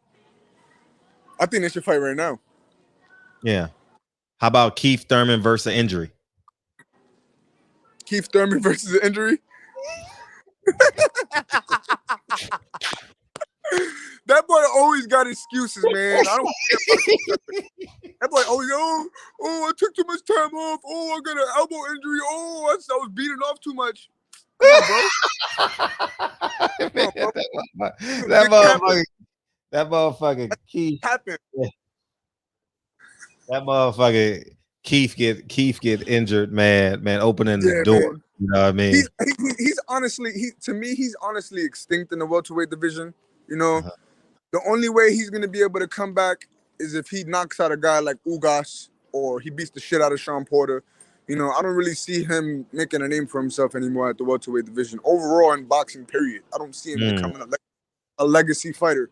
For me, for one, at first he was ducking. Well, overall he was ducking the smoke with Errol Spence, and now all of a sudden now that Errol Spence is unified champion, you want to fight him? You want to fight him because you want that check, bro. You feel me? You don't want to create no legacy. Right. How about David Benavidez versus Big Charlo? I think that's a good matchup, but I think David Benavidez is a little too much for him. Yeah. You know, and do not ask me about Edgar Berlanga. Do not ask me about him. Oh, that's your boy. I know him. I knew him when he was young. I knew him before he even started boxing. For me, I remember when he was a little shit talking, telling people the SMD in the street and all that. You know, now he's very humble. Now he's very disciplined. You know, he grew up. That's good. The right way. He grew up the right way. I did see Erickson Lubin put paws on him. Yeah, he beat the shit out of that boy. For me, and then, and then, right? He turned my son Rosario into Plátano 2 weeks ago, bro. That shit was crazy. Oh man. even though I see him in a rematch against Jamal Charlo getting knocked out. He doesn't have a chin. Yeah. Man, let's get him out of here, man. He hanging out in the whole. He hanging out there. Okay. I'm got my mask on. I'm fully vaccinated. You feel me? I just got my COVID test yesterday, so I'm negative. I ain't never had COVID a day in my life. You feel me? I ain't trying to date you, man. What the fuck are you talking to me like that for? See, I told you. I ain't say nothing about nothing. Hey, I got a job. I got 2 cars. Yo, first off, why he spelled it? What does Veneno mean? And what is your nickname? Like, I'm a Knicks fan. I'm not a Knicks fan, bro. Oh man, you're not. You heard? Go. Let's go, Phoenix Suns. Okay. Yeah. Hey, but listen, I want to know what your heart is. So let me ask you this question. Let's say you amass, I don't know, $30-40 million by next year. What are some of the things that you're inspired to do for the kids or just for your community, period? Well, I want to open up a what do they call those places? Like, you know, like a cops and kids, like a club. I want to open up a nonprofit organization. That's one of the main things I want to do. Nonprofit strip club. Boom. No strip club. Oh, Tevin Farmer did it. That's your. I mean, come on. I didn't know that. That's one thing I didn't know. For me, I only know Mayweather for opening up strip clubs. But the reason I want to mainly focus on supporting the strugglesome community. Not only my community, like I said, I want to be able to open up things in different regions, like nonprofit organizations, so kids can get out of trouble. Not only boxing wise, but I also want to do it. I want them to be able to play basketball, you know, baseball, soccer, even if it's knock hockey. You feel me? I just want to bring back some type of organization like PAL, right? So kids can be able to stay out the streets. Because last year in my hood, mind you, I still live in the project. Last year in my hood, there was about 10 bodies, and I seen one of them. Wow.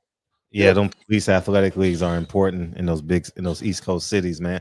Hey, go ahead, DB. Yeah, so you also spoke about not signing with a promoter. So what's the downside of signing with the network and versus signing with the promoter? All right. So when you sign with a promoter, more or less you give them the rights to be able to, you know, put you out there when they want to, you know. And I feel like they give these young fighters offers, and they have them complacent with that for the time being, right? Let me put one person out there, Julian Rodriguez, right? He got signed by Top Rank Pro Debut, right? Goss to say how much he made, his beginning fights. But after he turned 8-9-0, this motherfucker was making $10,000 a fight until he was 17-18-0. You feel me? So it's also it's also about the numbers. It's also about how much you're getting paid in these fights. To be able to take these step ups and stuff like that. Compared to nowadays, how you got these young prospects getting paid $100,000 a fight. He wasn't getting paid that. He had to make his mark before he started getting that. Look, now he took his first loss. So it's about how much that promoter believes in you. You feel me? That's for me. The network, they see you put on, they don't give a fuck about how much they believe in you. As long as you putting on, they gonna give you that bag. Look at Keyshawn Davis. Who was he signed with? All right, now, matter of fact, he might be signed with Matchroom now. But he weighed out his opportunities. From he fought on Top Rank, he fought on Matchroom, right? He seen that Matchroom was more promoting in the sense of social media, right? Like they promoted him more on social media. They put him on his page. Right. They put him out there. Top Rank, on the other hand, they didn't even put him on Top Rank page. And he fought in Saudi Arabia. So that should have been a lot of promotion for him. He should have seen some type of at least media revenue out of that. Yeah.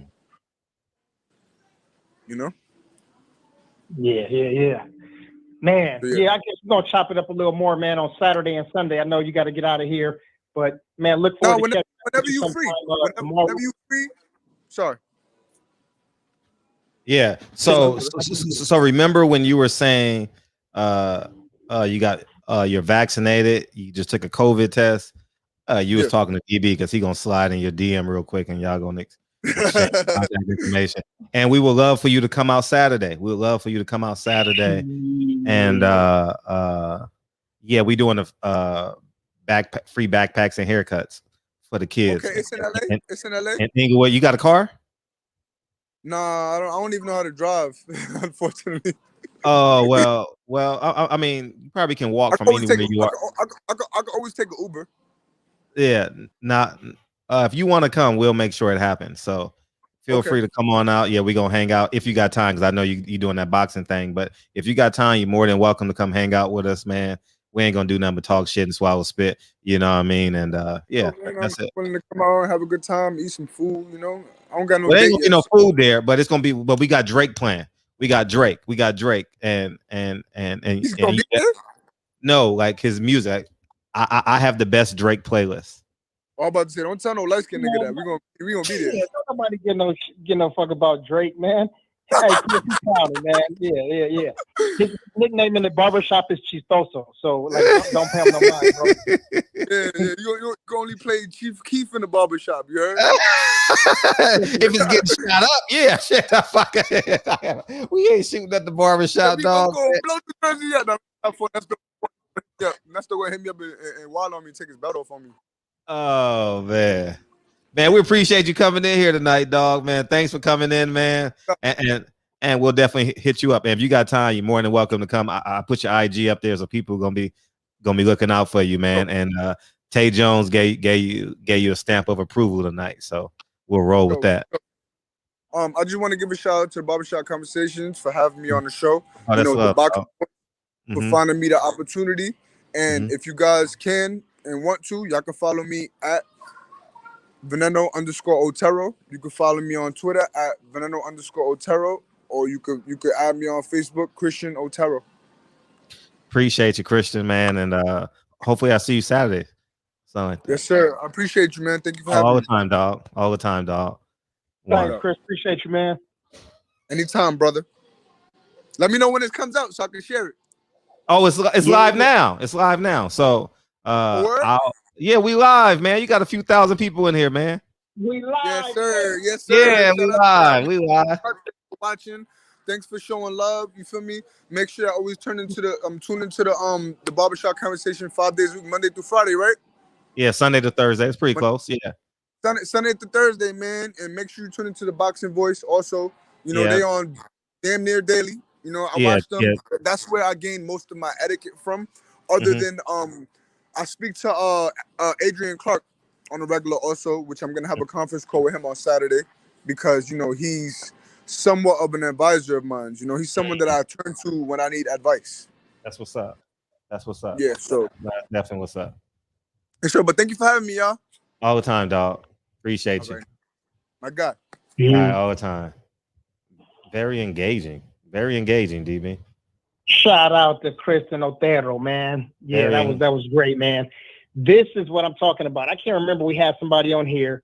The chat, they remembered this guy though. He was capping and he was saying all of the things that he thought we wanted to hear, but it was the complete opposite.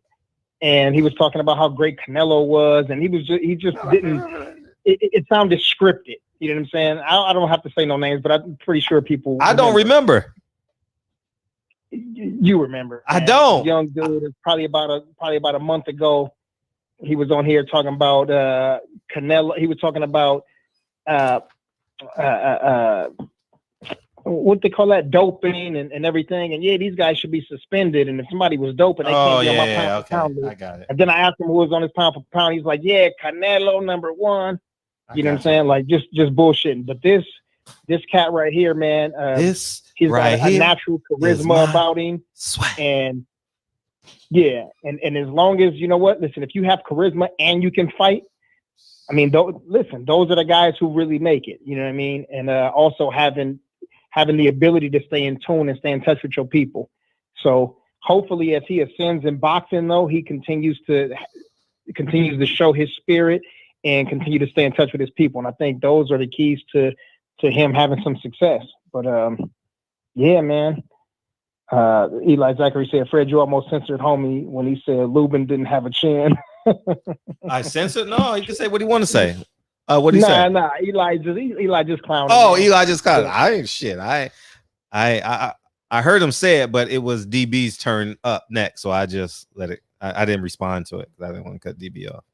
So yeah, but yeah, shout out to PPD, shout out to the Boxing Voice, Tay, and everybody who was a part of that, man, to make that happen, man. Man, that was a good interview, dog.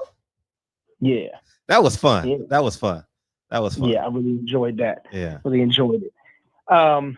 So back to yeah, you might as well stay on. You want to stay on? No, I ain't gonna stay on too long because I gotta eat something, man. I really ain't ate nothing at all today. Yeah, right.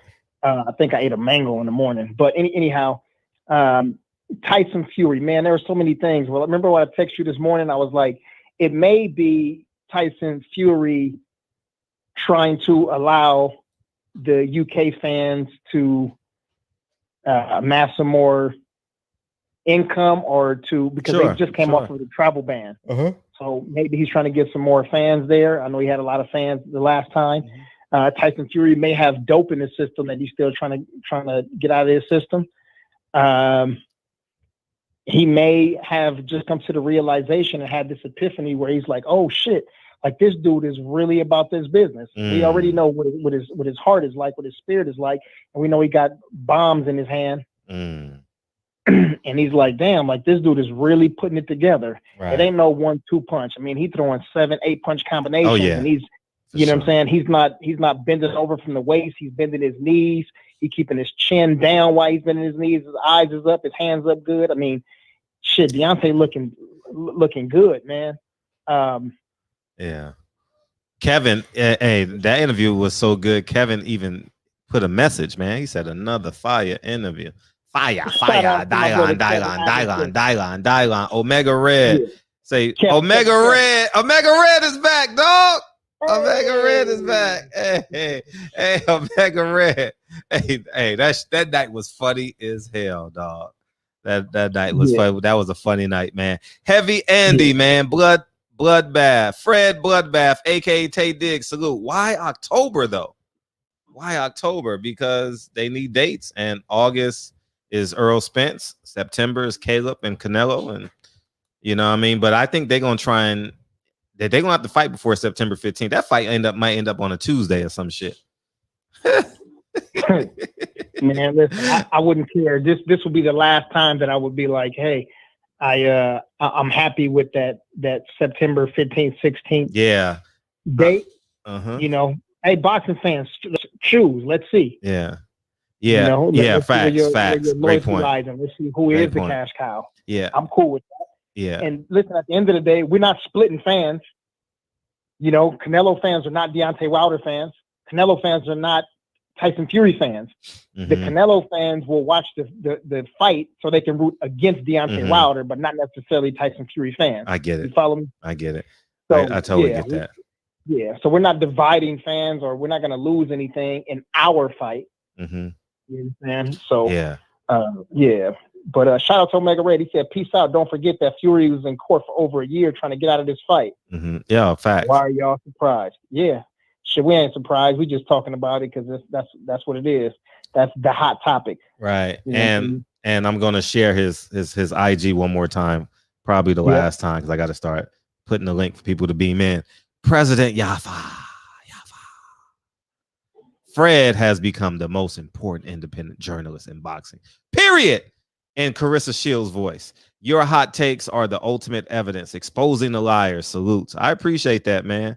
You know what I mean? Because y'all support me. As simple as that. Y'all support me, man. You know what I mean? It ain't no secret about it. Y'all saw the super chats coming in, and y'all know where the money goes. You know, it ain't no secret. You know, it is a for-profit business, and we do put on events for the community. So, Real Talk Larger Grill. So that was a great interview. Thank you. It was a good and it was refreshing. Honestly, it was fun having someone that, you know, like it was like no history in boxing, you know, per se, you know, on a macro level. A lot of these dudes come in here, and I think not just me and you, but the chat be surprised that these dudes come in here and they're like, "Oh, well, I don't really watch boxing." Yeah, well, good luck with your next 3 fights. Shit. Facts. Damn, Eli Zachary. What? He said, "DB, I went vegan. I had vegan crib cakes made from heart of palm and garbanzo crib cakes." What the hell is that? Man, that it's seafood.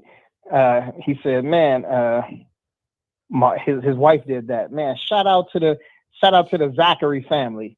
Shout out to my brother Sir Eli. Man, that's a great transition, man."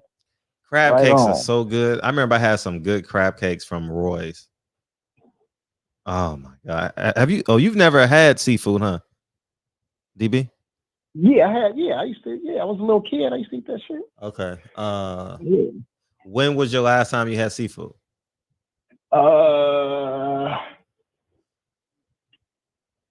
Damn, I'm like high school probably. Oh, high school. Okay. Was it tuna fish, nigga? That shit don't count. No. I used to think that shrimp was like the business. Like, oh, shrimp. Probably just because the shit was expensive and we didn't, you know what I'm saying? Like we didn't have never had it that much. I've never eaten But yeah, those fucking roaches of the sea, shrimp is disgusting. Yeah. That's a fucking roach in the fucking water. Nah, it's a trick because it's so cheap. They so cheap and they so many, and they convince us that it's expensive. And I've never had it. I haven't had it since I was 6. Shrimp is cheap. Yeah. Small shrimp is cheap.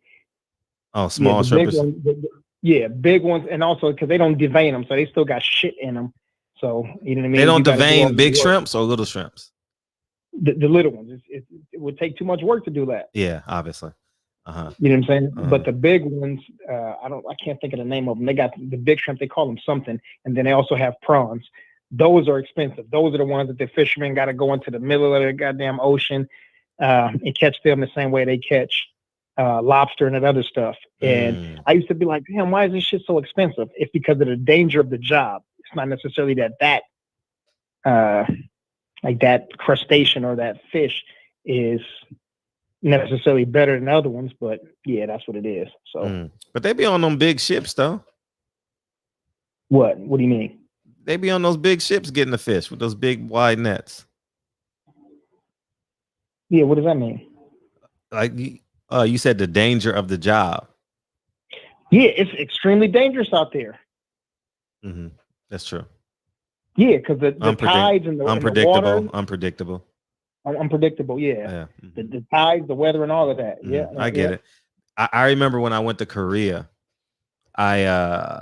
Korea has a big market for fish. Yeah, and god damn, it was hundreds of boats out there. I mean, it was so many. It was so because you could. You could see it by the lights in the water. Damn.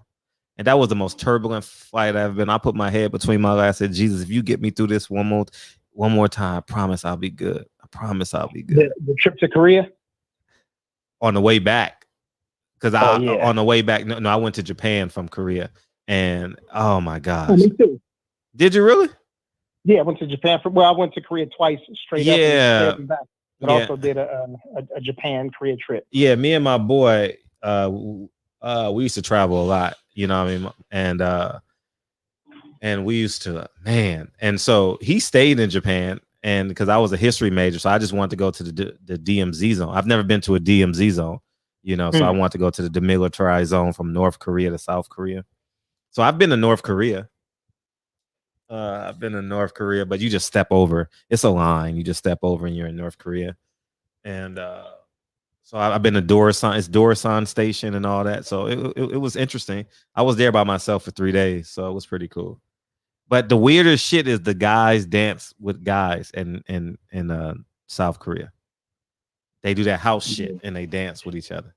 Shit was weird to me. Yeah, that sounds weird. Yeah, let's get off of that weird subject. But where did you go into Japan? I went to Ikebukedo. Oh, okay. Mm-hmm. But I did go to Roppongi. I met one of my college teammates out there. Shout out to my man DT, man. We had a good time out there, man. Cameron, what's up? Bob's pimp hand is strong. He has Bud going any direction he tells him. Don't go to 154 and get destroyed by Jamel. Yeah, when you put it like that, damn. It has some truth to it though, you know, but he gonna try and punk me though. You know what I mean? He gonna curse Tank out. He gonna curse Tank out. He gonna curse me out, but he ain't gonna curse Bob out. Yeah. Shout out to Andrew Charles AC in the building. He said the ocean is polluted as fuck. Yeah. Don't need anything from that ocean. Melanie Allen said, I live in Louisiana. Where is seafood plentiful and eaten often? Oh, where it is. Got it. Yeah, that's true. G. Brown said Christian kept it 100. Yeah, he did, man. That was a good interview. Ryan Jackson said, what are y'all eating, Cali? Go ahead, Fred. I'm going to let you take that one. Avocado. Avocado goes on everything. That's true. That's true. If it's called guacamole or avocado, it goes on everything. So, yeah, pretty much. Do you know that California cuisine means that you have to have at least 50% avocado on your menu? So somebody can't call something California cuisine unless it's at least half of their cuisine has avocado in it or on it. You're talking about the menu, right? On the menu, yeah. Okay, so they just got to put a side avocado on it. Is that what it is? Yeah. Mm-hmm. I mean, you ain't gonna put a side avocado with a damn cheesecake, right? I mean, no, but I'm talking about the food. Like you can put a side avocado on anything, hamburger, fries. You can put a side avocado on there. You know, pizza. You can put a side avocado on there. You know, avocado. Yeah, have you had an avocado shake before? I haven't because I'm highly allergic to avocados. I told you about 50 times before. Yeah, but yeah, I've never had one. But they sell them at the Hollywood Park and Casino. But I ain't been there in about 2 years. So yeah, man, I would love not to have an allergy to avocado. I think that's Oh, you like the way it tastes? Yeah, avocado was fire. I mean, I haven't had this shit in years since I was a kid, but I remember avocado just being fire. But B-Box, yeah, the sick face. You don't like avocado, B-Box? Kevin Brower said, I love avocado. Yeah, man, you come here, they are plentiful. And man, I like avocado. Shit. Avocado, good, man. Shit. Let me see. Jay Everything said Wolfgang created California meals. Did he? I didn't know that. That's something new. I have to look that up. I used to go to Wolfgang Puck a lot in LA Live. Yeah, but no, if it's a Birdman said avocado was the shit. I just never know if it's old or not. Yeah, but eat it all the time. Yeah, well, you can check. You squeeze it a little bit. If it's super soft, it's kind of like a banana. If it's super soft, then it's probably overripe. So, right. Money in the Ghetto said you can put avocado on everything. You can put it on strippers. Yeah. Tay Jones said he can't believe they've been through 5 camps. Man. Yeah, that's crazy. Yeah, it's crazy. But yeah, man, back to the Gypsy Queen though, man. Mm-hmm. It could be so many different reasons why she's pulling out of this fight. And as I told Blue earlier, man, first it was First it was Lion Garcia, and then it was Tia Female, and now it's the Gypsy Queen. Man, these women are just super emotional, and I don't know if something's wrong with their cycles too heavy or something, but it's just disgusting the way that they've been treating these fights. I think what they start doing is they start talking so much and so big that when it's really time, like you really done talked yourself into something. Now you got to go out here and perform. And if you don't perform, then your whole card is pulled. It's just, it's crazy, man. But Rousseau said, DB, how you feel about McGregor Poirier? I didn't watch the press conference yet from earlier today. Before the press conference, I picked Dustin Poirier to win again.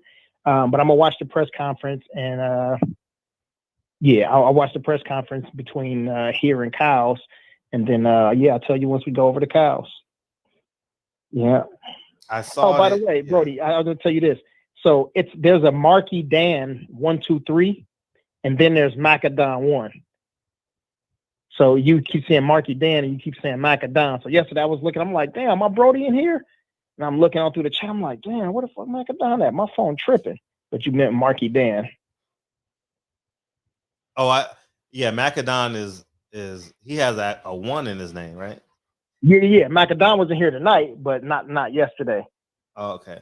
So yeah. Did I call him the same name? Yeah, you call him the same name. Oh, okay. My bad, y'all. My bad. It's totally by accident. Yeah, but it kind of like if you just stare down at it fast, it's Marky Dan 1, 2, 3. And shout out to Macadon 1 and shout out to Marky Dan 1, 2, 3. Okay. Yeah. Right. But man, let's snatch up some phone calls, man, while I prepare something that's not avocado. Okay. Peace, Brody. Peace.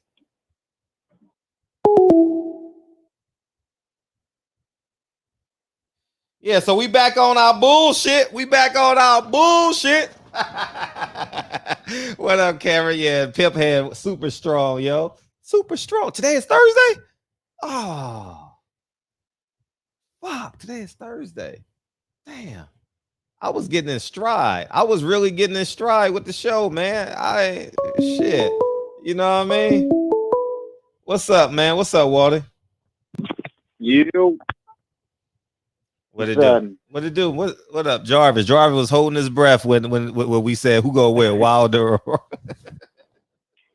Hey, I'm gonna just take you through a few scenarios. This is just common sense, man. Just bear with me for a second.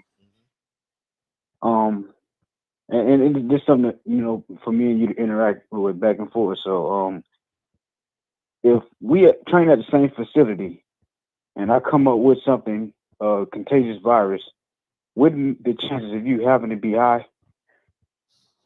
To be high? Yeah. Say it again. Let's say the corona. I contract corona. We both train at the same facility. Wouldn't the chances of you catching it be high? Yeah. Okay, so. Oh, I thought you meant. Facility. I thought you meant high, like get high, like I'm like no, like high, like no. That's why I thought you meant the first time. I'm sorry. Yeah. But you'd agree, right? Yeah. Okay, so how's it that Fury trains at the same facility as the UFC fighters fighting tonight or tomorrow, and they don't have it, but he have it, and it says 10 members, but they only name 4, and then it's going to social media. He all in the hotel with a whole bunch of people. How half the people caught it, half the people didn't catch it. How the day before you claim you caught it, which was the 8th, which was it's technically the 9th now. The day before that, you congratulated the UK soccer team, and you don't look like nothing wrong with you. And then even before that, in recent time, you on video, like nothing's wrong with you. In that training facility, how come none of your first of all, how come none of your sparring partners ain't got the shit? This is just common sense shit, Fred. If the Corona-19 the most contagious recent virus out there, how the fuck only certain people got it, certain people don't got it, and you around everybody? How come your wife don't got it? How come your kids don't got it? How come your sparring partners don't got it? How come the UFC facility fighters, the MMA, the UFC fighters ain't got it? It just man, look. Water need to get some type of legal action done to get this motherfucker forcefully tested, and we need to find out what's really going on, because this motherfucker ain't got no goddamn corona. I'm gonna just put it like that to you. He ain't got no corona, bro. He saw what Wilder was doing on that tape, and he said, I need a way out. Bob, help me, please. Help me get up out of this motherfucker. And this is what they conjured up. Wilder told you this was going to happen. Fury even was telling you. It was an interview he was doing with this cactus, whatever the fuck this dude's name is, recently. He was pretty much telling you in the interview what was going on. He said, you never know. Anything is possible. Anything can happen here. I might catch something today. I might catch it tomorrow. He's telling you what was going on. Just listen to Fury talk. He telling himself. That's my call, though. My thing was just for people, yo, y'all need to just start asking simple questions. Common sense shit. How half the people got it here around and half the other people don't got it. And this is the most contagious virus known to man in recent years. The corona, C-19, whatever you want to call it. You know what? Fury, they got same-day tests, same-day results. We can put this shit on film. Turn the camera on. Go. You got the money to do it. Go take for one of them high-tech facilities or clinics. Go take the test and prove it to us. I need to see some shit. I need to see some results. I need to see some proof. But we need proof of Glovegate for Wilder being cheated, but we don't need proof for this motherfucker corona test, his positive test. Well, if y'all gonna put that criteria on us, we gonna put that criteria on y'all. Show me a positive Tyson Fury test, and that's my call. Peace, bro. Keep what you doing. Appreciate you. Thanks, Walter. Man, appreciate you, man. What up, DOG? TO flew to Italy. That means he's negative. Independently test Fury. Yeah, because you need a negative test to leave the country. You're absolutely right. Yeah, absolutely right. And Italy might be one of them countries where you got to be vaccinated to get in. You know what I mean? Because remember they shut down the whole country. Remember when COVID first started? They shut down the whole country. 202. I'm gonna Google that shit right now. Go ahead. What's up, Fred? How you feeling? Oh man, I know you happy. You 24 hours away from seeing your favorite fighter. Man, look, Fred, it's showtime. No better time than now. Oh, you're a Sean Porter fan. When did you become a Sean Porter? Sean Porter. What you talking about, Fred? Sean Porter, man. That dude is a part-time fighter now, man. I'm not interested in part-time fighters, man. Look, Fred, it's showtime. Jojo Diaz has been doing a lot of talking, a whole lot of mouthing. I've been seeing it. I've been hearing it. Man, you can't tell me this dude ain't no knockout puncher. He isn't no puncher. I'm telling you, if this dude just all of a sudden start hurting someone like Javier Fortuna, we got to look at the record. We got to look at what he's been doing. Something ain't right about that. Has it been VADA tested? Because that don't make no sense. This dude couldn't hurt Gary Russell if he had rocks in his gloves. It makes no sense. Gary Russell was dogging him. He's way smaller than Javier Fortuna. This should be, I'm telling you, it should be like a pit bull versus a chihuahua. That dude got skills. I give him that. He got skills. He got hand speed, but no fucking way. This is going to happen. It's going to be early rounds. Going to be difficult. But I'm telling you, once Fortuna get that time down, he's going to rock the fuck out of Jojo Diaz. He's going to pull him down on the ground, and we're going to find out how much heart that kid got. He's going to beat the fuck out of him. He's going to make him pay for everything he's saying. I think he's really overlooking Fortuna. He's talking about he wants to fight Devin Haney and Teofimo and all them. Stop it. Stop the fucking cat. We know for sure he ain't going to fight no Devin Haney. He's talking that bullshit. He ain't fighting no Devin Haney. Nobody but Javier Fortuna wants to fight Devin Haney. Devin Haney, look, he's a skilled fighter. He's a hell of a fighter. One hell of a champion. I give him all the credit in the world because he wants to fight the best. He wants to fight the absolute best, Fred. You got to take your hat off on a guy that's only 22. He's not even in his prime yet. He's not even in his prime. But I'm telling you, when Fortuna takes care of Diaz, he's going to get the same treatment too.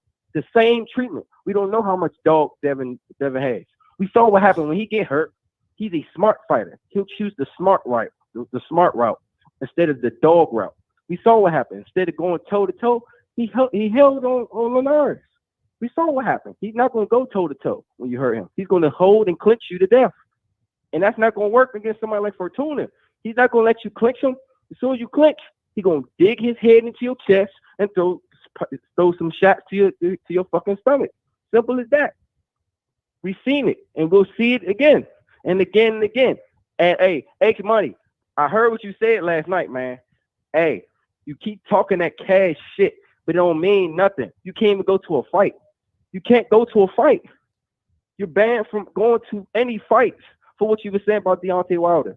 You a flip-flopper. No one takes you serious. You like Tyson Fury. Y'all flip-flop. Y'all don't know what y'all saying from one side of your mouth to the other. Y'all flip-flop. Y'all change like the weather. Nobody's taking you serious, man. No one. You should have stuck with Team Wilder all the way. That man talked to you. He talked to you. Will Tyson Fury talk to you? Huh? Will Tyson Fury talk to you? Clown? You supporting a cheater, a drug addict, a guy that probably would sell out his own mother to get the last crack stash. What are you talking about? Instead of fighters like Deontay Wilder, who got heart, Javier Fortuna, who got heart, who will fight anybody, anywhere, any place, anytime. You supporting fake fighters. Tyson Fury is a title holder, a paper champ. He's never defended his title. He's never defended a title. How is a unified champ, a two-time champ, never defended his title? I'm telling you, he's a fraud. When he fights Wilder, I want all the credit in the world go to that man. Tyson Fury is a great boxer, Fred. He's a great boxer, a master boxer. So when Wilder get his hands on him, he's going to beat the fuck out of him. He's going to knock him out. He's going to knock him out. And when Fortuna gets his hands on Devin Haney, the same treatment going to happen to him too. What is Linares' knockout ratio? And he rocked him. Bad. When was the last time Linares knocked out anybody that was solid? Devin Haney is a great boxer for 7, 8, 9 rounds. But when them last rounds go, I'm telling you, somebody's going to put that pressure and break his will. Great boxer. And we all seen great boxers who they struggle with. Dogs. They struggle with dogs. People who don't give a crap about their jab, 1-2 hook, 1-2, 1-2. They don't care. They're going to keep coming, put that pressure and work your body and fuck you up. And that's just going to happen. And laugh. Look, I don't care if you got the zone. I don't care if you stream. I don't care what. Just watch. 9 p.m. Central. You're going to watch a hell of a performance. We're going to beat the shit out of Jojo Diaz. He been talking a lot of cash shit. A lot. Like he a power puncher. He couldn't hurt Gary Russell.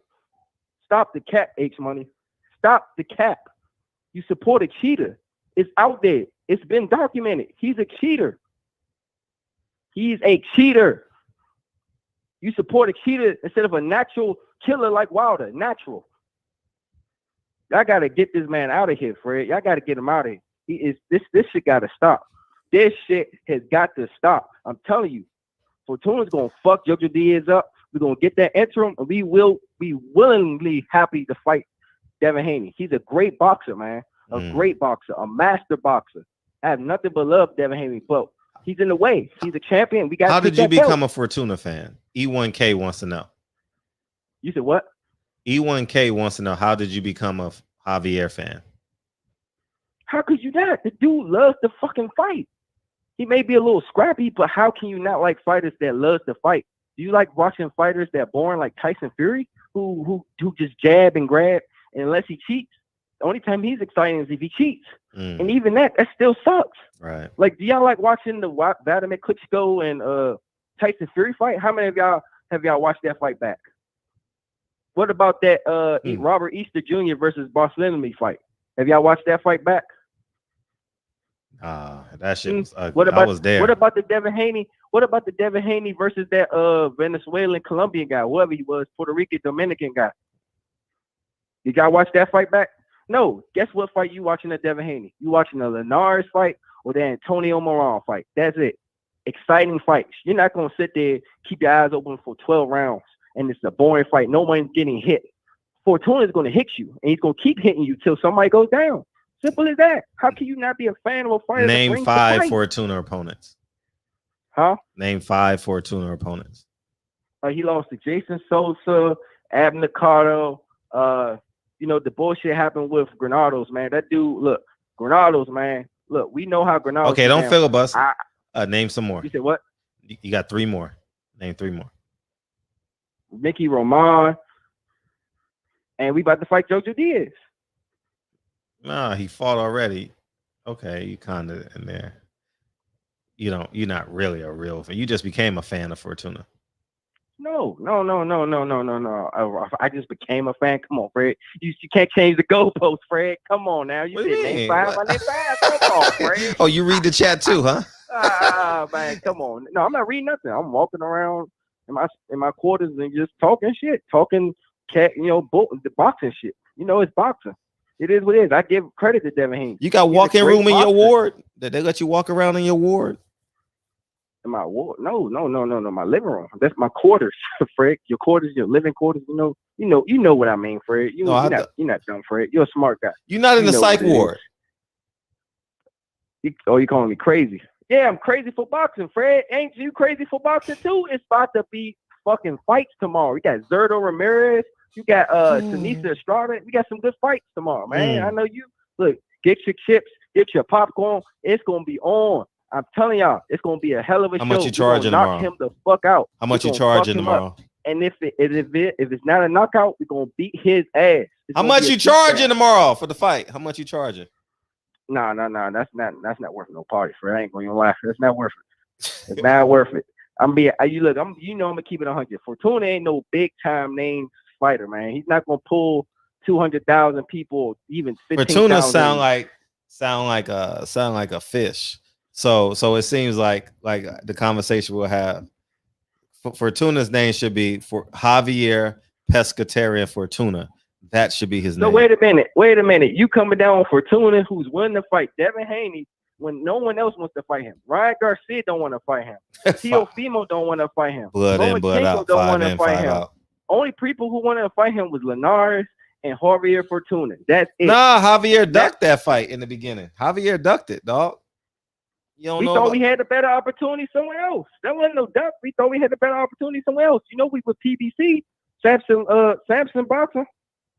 They aligned with PBC. We could have got the Tank fight, but that didn't happen. That fight could have happened, but that didn't happen. He should have changed his last name. He should have changed it. Who should change his last name? He should. Javier Fortuna. Like he should. Like he should have changed it. Come on, Fred. That's his last name. You can't actors change their name. Down a man for his last name. That's just. He didn't choose his last name. But what we can't do, we can't choose the fights we watch. So I want y'all to watch 9 p.m. tomorrow. It's gonna be a hell of a fight, Fred. Yeah, if you're a fight fan. We'll talk about it Sunday.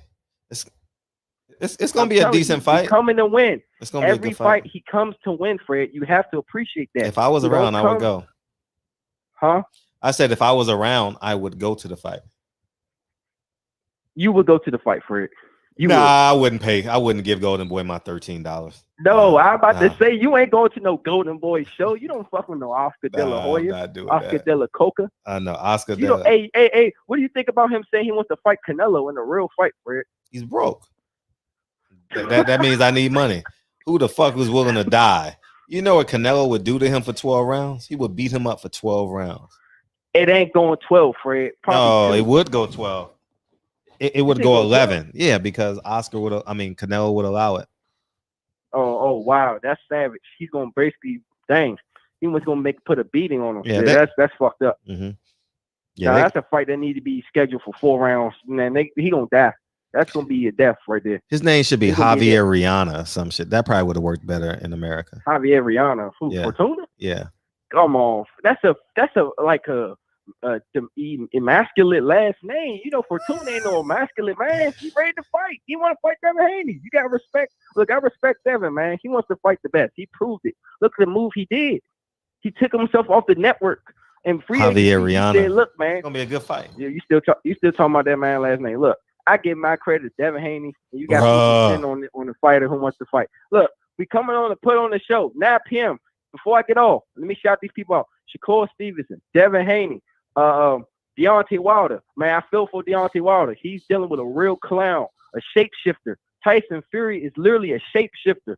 I've never seen a fighter in history like this guy, ever. You name me a guy that's 6'9", that literally is bigger than everyone else, but still needs to cheat. He still needs to cheat. Have over 40 to 50 pound advantage over fighters, and he still needs to cheat. He's arguably the most insecure fighter on the planet. And Wilder still wants to smoke. And I believe when he gets his chance, he will be the one to raise his hands in victory and be a 2-time heavyweight champion. 2-time? Fury knows it.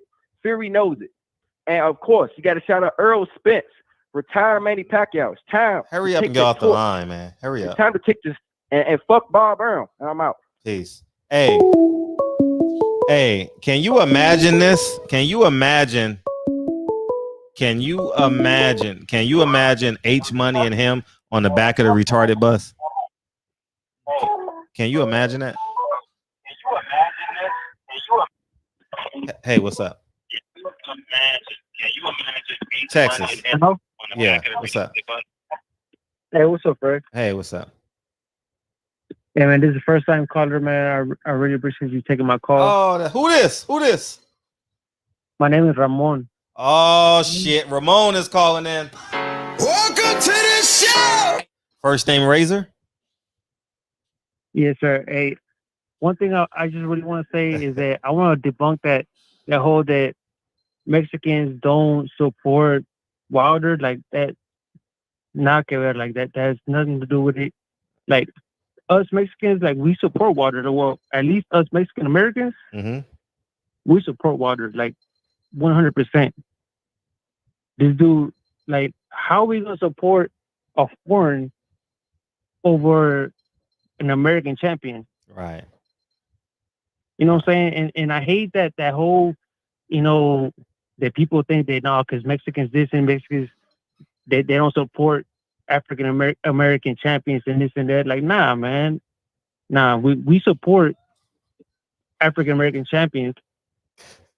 It's just that, you know, sometimes we are biased. I mean, you know, just like y'all's biased over African American champions, you know, but whenever it's against a foreign, like, come on, man. We would Wilder 100%, bro. Okay, 100%. I'm with that. Wilder es bueno. Look at you speaking your Spanish. Hustler Slim taught me. Look, man, that's all I want to say. I like. Thank you for calling in. I want y'all to know that we were Wilder 100%. He's gonna knock out fucking Fury, even with his whole COVID bullshit going on or whatever. We were Wilder 100% all the way. Hey, what's the best Mexican restaurant in Dallas? And that, no, I'm from Houston. Yeah, I mean Houston. 832 is Houston. What's the best Mexican restaurant in Houston, Texas? Look, bro, there's many. There's a whole bunch of them. If I'm gonna be real with you, you got to go to the shithole in the walls. That's where you're gonna get the real food. Where though? What's the name of them? Give me one. No, give me one. Don't give me 8. Give me one. Okay, what kind of Mexican food you want? You want some the one they seafood? serve in Houston. The one they serve in Houston. Those. Okay, but there's so much. Like there's so Mexican food is like all over the place. What do you want? You want some seafood? You want some tacos? What do you want? I'm really a burrito guy. You're a burrito guy? Okay. Burritos and nachos. I'm a burrito and nachos kind of guy. All right, you're a casual. You're a Tex-Mex type of dude. All right, you're a Tex-Mex type of dude. I will say Arandas. Spell it. Arandas. Arandas. Arandas. Aranda. Okay, got it. What's Tex-Mex? What's that? Tex-Mex is like what is normal, like for y'all, that there's like, you know, something that is comfortable for y'all that's not too Mexican where you're like, what the fuck am I eating? You know, like for us Mexicans, we can eat some cactus and it's fucking delicious as fuck. But if we give you some cactus, you're gonna be like, what the fuck is this? So you know what I mean? Tex-Mex is like Taco Bell? Nah. Tex-Mex is more like they're gonna give you some enchiladas and then chili and cheese. Yeah, chili and cheese and some, like, you know, instead of like real Mexican stuff, we're gonna do some like different type of cheese and different type of chilies in it. So it's like more comfort food for Americans. Gotcha. Because I heard of it, but I never had a chance to go to a Tex-Mex restaurant when I was in Texas. I'm sure in California you have a whole bunch of Tex-Mex. Yeah. All Tex-Mex means is it's more comfortable for Americans to eat. Okay, got it. You know, and like so more Chipotle. deep. So like Chipotle is Tex-Mex. Yeah, there you go. That's Tex-Mex. Oh, so Mexican food would be like the street taco guy. Yeah, like shithole in the wall. Like you go into the hood and then you go inside and you see nothing but Mexicans eating inside of it. Then you know that's a Mexican. You see the tias and grandmas out there cooking and shit, and that's a real spot. I got but it. But you go inside and you see nothing but young dudes and white dudes out there in the back. Nah, that ain't no Mexican food. Gotcha. Now I get it. Hey. Yes. I'm Roman's wife. Let me tell you something. Yes. Have you heard about sushi Tex-Mex? No, sushi Tex-Mex? No. Elaborate. Yeah, that's the shit tea. Yeah. Wow. There's one right here in Houston, and it's awesome. You'll fall in love with it. It's in the northeast side. Man. Well, Sushi Tex-Mex?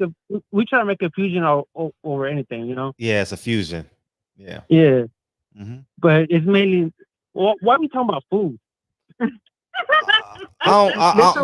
Because I've always had a question, and because the call was ending, and I never had Tex-Mex before, but the few times I've been to Texas, and I wanted to try it, but Soul Food just kept calling me. Man, it just keeps calling me, man. Just keeps calling me, man. Just keeps calling. What, Soul Food? Yeah, I went to the Turkey Hut, and then I went to another restaurant too, and I fail to remember. It was in Pearland. We went to a soul food spot in Pearland, and that was it. So another thing I want to say is we riding for the Charlos 100%. Down here in Houston. Us, every Mexican you talk to over here, they all riding for Charlos. All of them. Yeah, you got a big truck. All riding for the Charlos. You got a big truck. No, I'm talking about Charlos. No, I'm asking you. Do you have a big truck? No, I don't have a big truck. I have a little truck. I have a little one, but I got a truck. Yeah, that's funny because I went to my boy's house last weekend, and I was like, dog, and he lives like not a gated community, but a real corner-ish community. You know what I mean? Where you got to turn like 4 corners every time to go to a different house. And I says, damn, I feel like I'm in Texas right now. Everybody had a truck. And I'm like, damn. Man. Nah, yeah, we ride trucks around here. Hey, Fred, let me ask you a personal question. When do you think it's too young? Let me ask you a personal question. When do you think it's too young for me to keep my boy, like my little boy? I keep him training. He's 4 years old. He just turned 5 years old. I keep him training all the time, all day, every day. I tell him, go hit the bag right now. Go hit the bag. Go do some combinations right now. That's a great age because Lincoln started playing the piano at 3. And they sponges at everything that they do. We chose the piano, you chose boxing. So 5 is the right age because Lincoln started playing the piano at 3, and he started taking Spanish at 5. So he's 1 year in to learning Spanish. Like Lincoln speaks Spanish, and so I would say now is the time. And my son he's got that traditional, Mexican hit. Like I've had him like spar against, kids bigger than him. And you can see it. I can see that potential in him, but I don't know if I'm pushing him. Or I don't know because he likes it. But then sometimes I feel like I'm taking away like some of his, He has to. He's going to be addicted to something. Yeah. I was addicted to basketball. I don't know what you were addicted to, but you're going to be addicted to something as a child. You know what I mean? Whether it's might as well be something that's going to be productive, right? Yeah, it's going to be art. Maybe he wants to be a drawer. Maybe he likes poetry, but or maybe it's gaming, or maybe it's football. But it's going to he's going to be addicted to something for sure. Yeah, for sure. I appreciate that. No, that's love. No, keep them in something for sure, and it's going to pay off when you get older. That discipline. This is what I believe. I'm only 6 years in being a parent, so I'm not the expert. But those disciplines that you give your kid, it builds that accountability. And when you get 65 and 75 and your family gets a little bit older, best believe that they're going to take care of you in your last days of your life, and they're going to take care of what you created here on earth. That's why these disciplines are so crucial to raising these kids, man, because when they leave you, they got to come back. You know what I mean? And you want what you preserve to be in them, when you and I are long gone. So yeah, well, I'm gonna let you go because I don't want to take too much. And my last thing, I here's what I would tell a Mexican fighter for real, and I mean this from the depths of my spirit. If you want him to be a fighter, I would get him a black trainer too. That's what I'm thinking. I'm thinking about taking him to the Charlos gym. Get him. No, I mean the Mexican trainer is good as well. But he got to learn how to dance. Yeah, that's what I'm You saying. gotta learn how to dance. My son's got the hit already. Like you can tell, like he's little and he's already hitting dudes way bigger, like really hard. And you know what? I'm gonna look you up on Instagram. Yeah, and I'm gonna send you some videos and so you can see. Please. No, please. The dude got skills. Yeah, because Mexicans go in one direction, black fighters go in 4. Exactly. Why can't we blend it together, right? Yeah, if you blend it together. I mean, you got, and I train in the Mexican gym, and I laugh at it. I joke about that all the time with them. You know what I mean? Like, none of y'all in here can dance. Well, I used to before COVID, but they couldn't dance. None of them could dance because I'm the hype guy, so they always listen to my playlist. None of them can dance. Never seen us dance no bachata then. No, but Mexicans only go south. They only go downhill. Yeah. No, he's lying. Ramon does not know how to dance. He only knows how to dance. Yeah, and I know it because I trained with 10 Mexican fighters for 5 years. So I know. So all I know, all I had to do was go left, and they had to turn their whole body. Yeah, so that's it. So that's all right. it. Well, I'm gonna let you go, but one last thing before I let you go. Hey man, let's kill that stereotype, man. We're going for Wilder, bro. All right, yeah, love Wilder. Appreciate you. Tell the family, send the barbershop sends regards to your family. We appreciate you coming in. Did I give you your welcome to the show yet? Welcome to the show. Well, we had 2 welcome to the shows, you and your wife. So welcome to the show, y'all. Oh, you hung up. Appreciate you. Thanks for coming in. Yeah, man. Yeah, and then when Virgil Ortiz fights Jaron Ennis, it's too late. It's too late for him to fight a Jaron Ennis. He had to get that type of training when he was, because Robert Garcia cannot beat an elite black fighter. There's no way Robert Garcia can beat an elite black fighter. They only fight going south.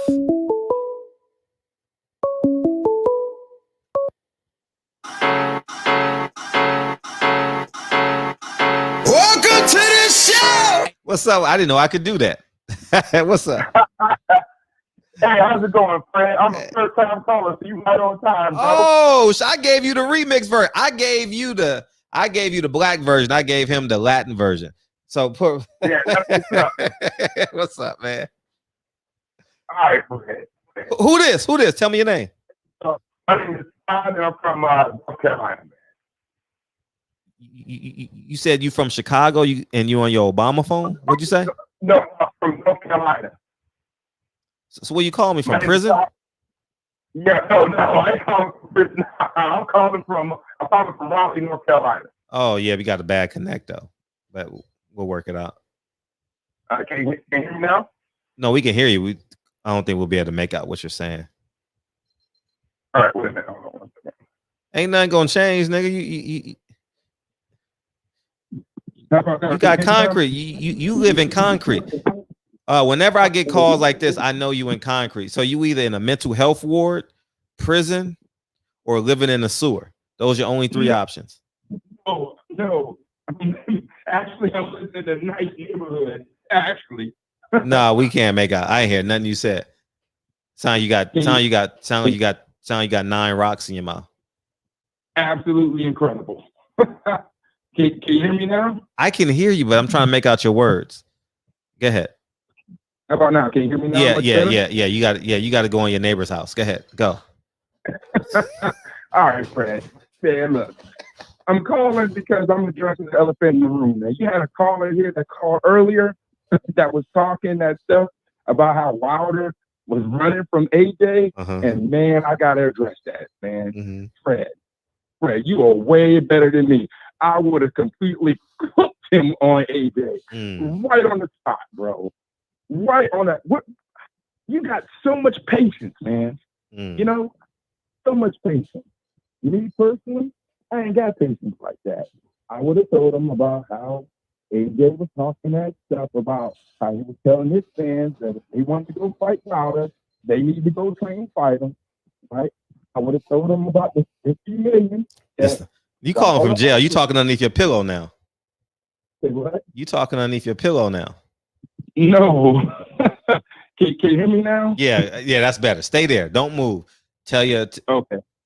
Tell your Tell your celly, be cool. All right, go ahead. All right. I would have told him about the 50 million that AJ turned down. AJ done turned down so many behind women from Wilder. It's not even funny. When he had the contract to go to the zone, that contract didn't involve AJ in that contract to go fight Wilder. That's why Wilder didn't take it. Man, we can't make out what you're saying, dog. Hey, when you get out, how much time you got? 40 years, okay? Oh shit. Well, we're gonna have to deal with you. Just gonna have to listen. Because god damn, you got concrete all around you, man. Or you live in the forest. You live in the forest? You live in a tree house? You live in a tree house? Asking for a friend. I'm asking for Birdman. Birdman wants to know. Hey, tell Birdman to eat 5 bags. No, I'm just joking. now you can talk now. Don't move. Go. Now you're good now. Okay. Don't move. All right. So I'm good now? Yeah, you good. All right. Man, you should have cooked that call on Wilder, man. Okay, you should have cooked him. You know what I mean? Mm-hmm. You're way better than me. Half of that stuff, I wouldn't even have let that slide. He know, just like we all know, that if Wilder get in that ring with AJ, he gonna knock his head off. See, this is why we don't like AJ, because of callers like that. Right? We all know AJ running. We all know that once Fury and Wilder get in this ring, if they ever get in the ring, and Wilder knocks Fury's block off, AJ gonna have an excuse not to fight him. We already know. He done made excuses for the last 5 years. First it was, if you give me 50 million, I'll fight him. We got 50 million. Dude don't want to fight him. Come sign with the zone. Wilder goes over there, looks at the contract with the zone. They give him 3 years, but no AJ. Take this flat fee of 12 million. Wilder said, no problem. I'll even fight you in Wembley. AJ still don't want to fight. Man, so like, I don't know where these weirdos come up with that stuff, man. But Fred, man, you were way better than me on that call, bro. Way better than me, man. I fall short in some areas, but I know this show is about y'all. This show ain't about Fred's personality. It's about all of our personality. So we all got to talk. You know what I mean? I would have personality and superplexed him on that one, bro. Yeah, I get it. I mean, I disagreed with him, and right. Yeah, but you know. And then he gets on there like, and from one black guy to another black guy. I caught that. I totally caught that. Like, hold up, nah. I ain't doing the time for your crime, nigga. Hell nah. I'm talking about. Talking about one black man to another black man, brother. You know, what are you talking about, man? We all know what the deal is. The fact of the matter is this. Wilder had that WBC belt, and people had to walk through fire and brimstone to go get it, and they didn't want to do that because they know Wilder was knocking people smooth out. Actually, people stopped messing with Wilder after he knocked out Spilka. After he damn near killed Spilka, people were like, nope, ain't doing it. Lights out, 5 minutes. Lights out, 5 minutes. So, yeah, man. So I just wanted to call about that, man. But that caller, when he called, that's the reason why we don't like AJ, right? Mm-hmm. That is the exact reason why we don't like AJ, because there's a whole lot of misinformation going on. It's like these AJ has got cognitive dissonance or something. I don't know what's wrong with them dudes. Yeah, but, facts. Hey, man. But yeah, that's what's up. Thank you for allowing me to be on your show, Fred. I appreciate it. Tell me your name, brother, so I know. Name's Todd. Todd. Appreciate you, Todd.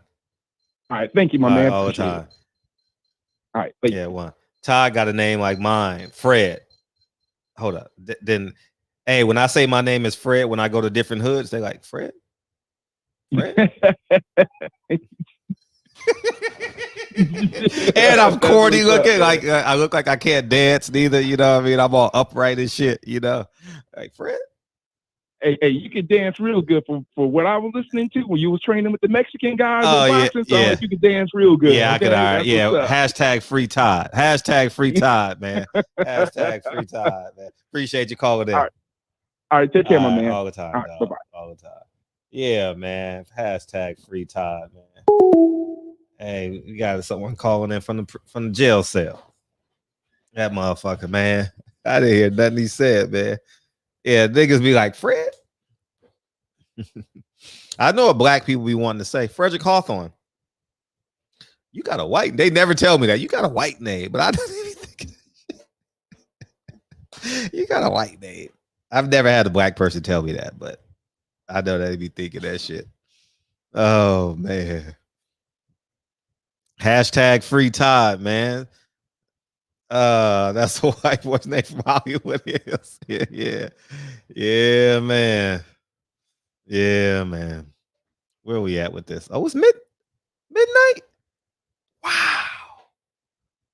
I feel like I only been here 90 minutes, if that. Damn.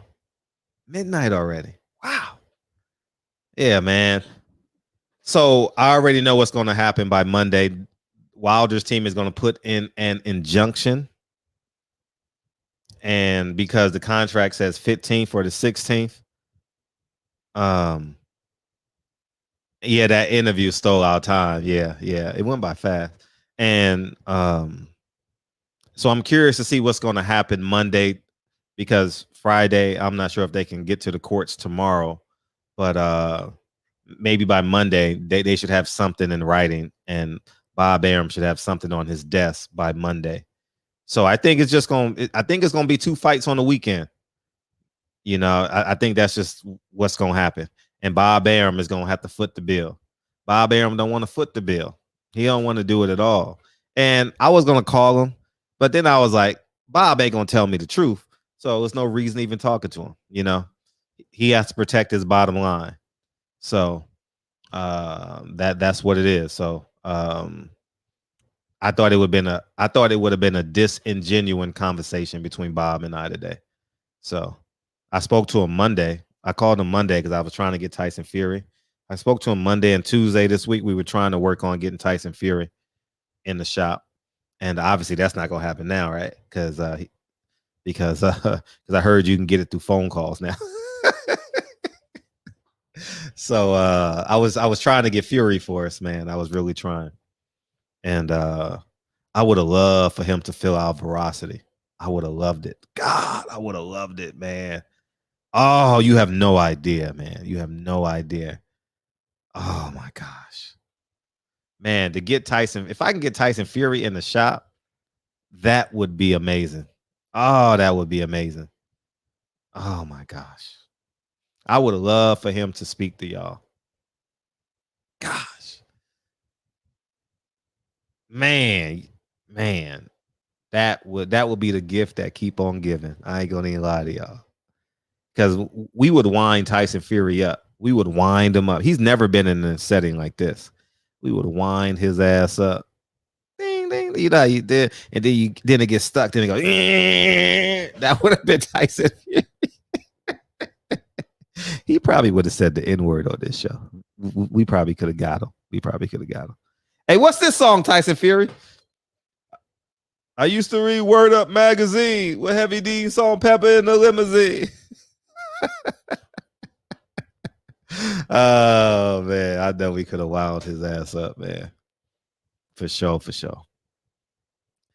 DB, you ready, man? You ready, Mike? Yeah, man. Yeah, he would try to troll us, but we 10 steps ahead of Fury. You know the sauce came from us.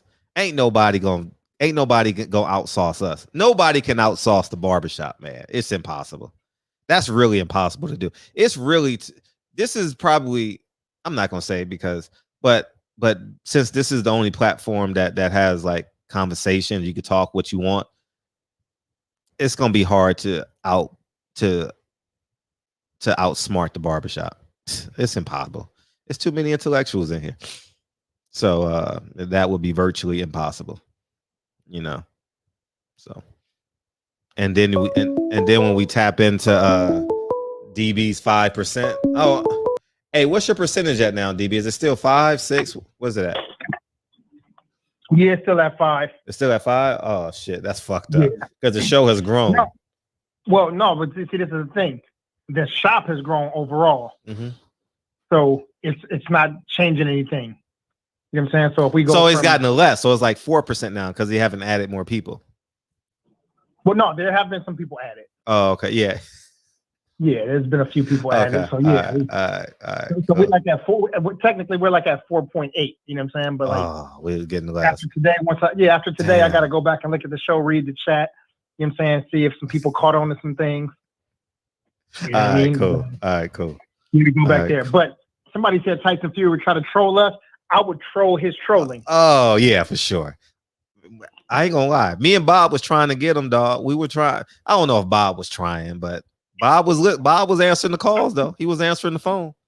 He said, "I'll did him." I said, because he said, and he's probably listening too. He said, I said, Bob, you think I get Tyson on the phone? You think I get Tyson Fury? And they said, yeah, I'll take care of that for you. And they said, I'll call Evan. And I said, oh, Bob, you know Evan don't like me. He says, I'll take care of it. And then he said, call me the next day, which was Tuesday. And he was getting on a plane. He was going back from LA to Vegas. And so he and I didn't talk too much. And then obviously they started conspiring that plan to come out today. So. Okay. Damn, what the fuck is that? FBA? What is FBA? What's FBA? FBA? Yeah. Fundamentally Black American. No, fuck Bob Arum. Oh. And the quick you claim, West Side when we ride, rolling quick with that. You claim to be a player. That's right. You know the rest. Yeah. We bust some Bob Arum minutes for life. Yep. Let's see. Robert Brown, DB, nervous because somebody from D Block just called in and said to watch him dance. Damn, yeah, I didn't hear that. I didn't hear that call. I had it down because I was on another call, but I was reading the chat and I saw everybody saying D Block. Hey, D Block is fucking dope though. Shout out to D Block, man. Chic Luch and them dudes. Yeah, that's awesome. I've never been to jail. I mean, I've been to a holding cell. I've never been to jail. Charlie Baker, Denver Row. Now they running up big, you slow. Yeah. Foundation Black American. Chris H threw something together quick. Oh no, shit, that's something for man. Okay, because Quest put it too. All right, well, damn, 3 people said it, 4 people said it. Okay, well, yeah, I was just throwing Brody off because it's fuck Bob Arum. That's what it is. Yeah, Bob Arum. We got the theme song is about Bob Arum because the devil is a lie. Hey, you heard it? Because the devil is Bob Arum. Yeah. Let's see what his Birdman said. It's gotten more because the chat moves real fast. By the way, I'm gonna tell y'all, all y'all booked y'all flights. Go to the printing company and get a funeral brochure. Send it to your travel agent, and they give you credit.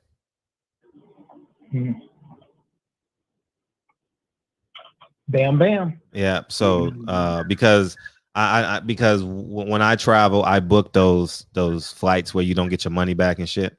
And I know a lot of people did that. So go get I forget what they call. What do they call it? Not the program, but they call it a what? For a funeral. Itinerary? Not the itinerary, but the obituary. Obituary, yeah. Go print you an obituary. And they're gonna ask that you mail it in. You're gonna have to talk to them and you email it to them, and they'll give you credit on the platform. So try it that way. There it is. Yeah, y'all caught that. He tried to help. Let's see. Chris said Tariq Nasheed speaking FBA. Yeah. The boxing section TBS said you got another show to do, big dog. Yeah, we're gonna get over there and chop it up. Signature Sounds in the building. He said, look up NY87 by Tupac and DPG. Oh, Daz released one of his joints. All right. Damn. He said Fury's obituary. Robert Brown said, Facts. Yeah. Facts. Yeah. B-Box said brown nosing, free game. That's what it looked like. Brown nose. And Birdman said, I'm using FBA for now on. Yeah. So we all use it for now on. Hashtag FBA. Whenever this clown talking about something. Reggie said Bob Arum is like Sasso, lion ass on Carlito's Way. Sasso. Carlito's Way, that's an old movie, ain't it? Yeah. Fred, you there? Hello? Yeah, I didn't feel like that was a question, but yeah. It's an old one. That's, Yeah. Robert De Niro and something like that, right? Yes. Hovey's Home, Carlito's Way. I remember Jay-Z saying that shit.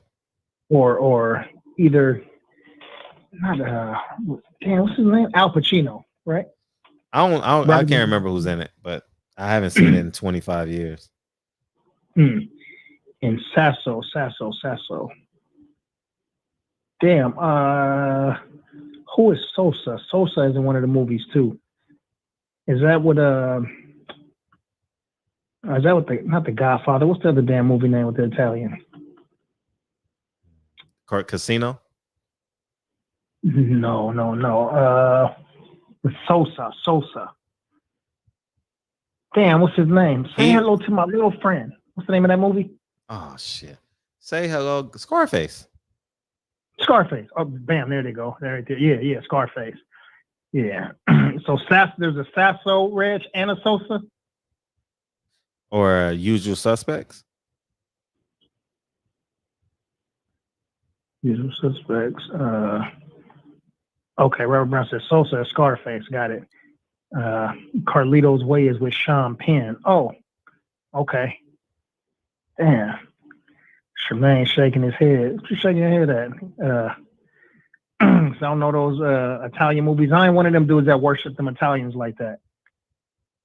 You know what I'm saying? Yeah, when you grow up and you went to Nickerson Gardens, you went to Jordan Downs, you went to Avalon Gardens, the Park Adams, you know what I'm saying? You got real life gangsters that you see in your house next door to you. So those Italians really didn't I ain't never had no Italian nickname or looked at one of those dudes. I ain't never had no Al Pacino or Al Capone poster in the wall thinking that was gangster. Yeah, that ain't. I seen, a couple of the movies was cool. Like I watched The Godfather, or I tried to watch The Godfather, and I wasn't feeling the movie. And it might be a good movie. And maybe if I watch the movie again now, it might make a little more sense, or I might like it, but I just wasn't. Yeah, that just wasn't my thing. I know a lot of rappers and a lot of actors and people just, what's the word? What do you call when you dribble? Shut up and dribble. Dribble from the mouth. Like salivate. Oh, that movie. You know what I mean? Just never did nothing like that for me. Be the guy said Scarface. Scorpion said Goodfellas. Goodfellas. Yeah, my brother said all day, every day. Yeah, when you walk outside and you know what I'm saying, dudes is like 10-7 grooves and CC riders. Like when you see all of that shit all day, every day, Italians don't mean shit. Yeah. Let me see. Signature Sound says speak on Bud re-signing with Bob, but I don't think it was official unless I'm. No, it's not official. But if Bob is promoting his fights in 2022, it's pretty much a done dealio. So Bud signing back with him again? I believe so. Yeah, I reported it. It's just me putting common sense together. Yeah, drooling. That was the word I was looking for. Thanks, B. Drooling. Yes. And yeah, Slick T said, yeah, infatuated. Yeah. These dudes get infatuated with that. You never watched Sopranos. I seen, I don't know, maybe about 4 or 5 episodes of Sopranos, and 2 of those episodes, I saw them doing some suspect shit. You know what I'm saying? I saw fellatio being performed on a man 2 different times, and I was like, all right, yeah, there wasn't no, huh? No, I'm good. I don't know what you're talking about, but that's why I stopped watching. Sopranos, Tony. No, hold on. Let me get this off. Okay, if I was saying something foul about a black man, you'd be listening with your ears and your eyes open. Tony Soprano, not him, but some other dudes in his crew, I guess, were in there, and 2 different times they had dudes giving a fellatio on that TV show. And it's a fact. You know what I'm saying? I know dudes don't want to go look that shit up, but for the people who probably watched all of them series and C's, yeah, they know exactly what I'm talking about. One was a fat dude in the car, and that shit scarred me. Like that shit would keep coming in my head, like, man, for a while. Like that shit was real disgusting to me. Yeah, and they broke in some dude's house another time and had that shit happening. So yeah, let me see. Sure, man said Bud a free agent. Come on, Bud. I hope not again. B-Box said. Yeah, that's why I stopped watching John Singleton. That John Singleton one. Bam, King Juju just said it right there. That dude's name was Vito. Yep. Whole Vito's way. Yeah, I stopped. I said that's why I stopped watching not South Central, but what's the John Singleton film? I mean, Snowfall. Yeah, that dude went in the room and they did. I said, nah, I can't do that, dog. That's not gonna work for me. They have some rainbow shit happening in Snowfall. Yeah, and I haven't watched. That's the last episode I saw. See, so people be wondering why I don't watch TV. I want to see that shit. You know what I'm saying? I was watching Pulp Fiction back in the day. You know what I'm saying? I think I was in high school and everybody was at somebody's house watching Pulp Fiction. And there's a scene in a movie where Ving Rhames is in some back room getting dug out by some dude. You know what I'm saying? And I'm like, yeah, this is the type of shit. And I think me and Reg and somebody was having a conversation yesterday. We was talking about like rap music. But yeah, just being so worldly with that type of shit, man, those damn, President Trump said, yeah, dude raped another. Yeah, that yeah, that shit just nasty. Super nasty. Yeah, Hustler Slim said, yeah, dude buzzed down the robber.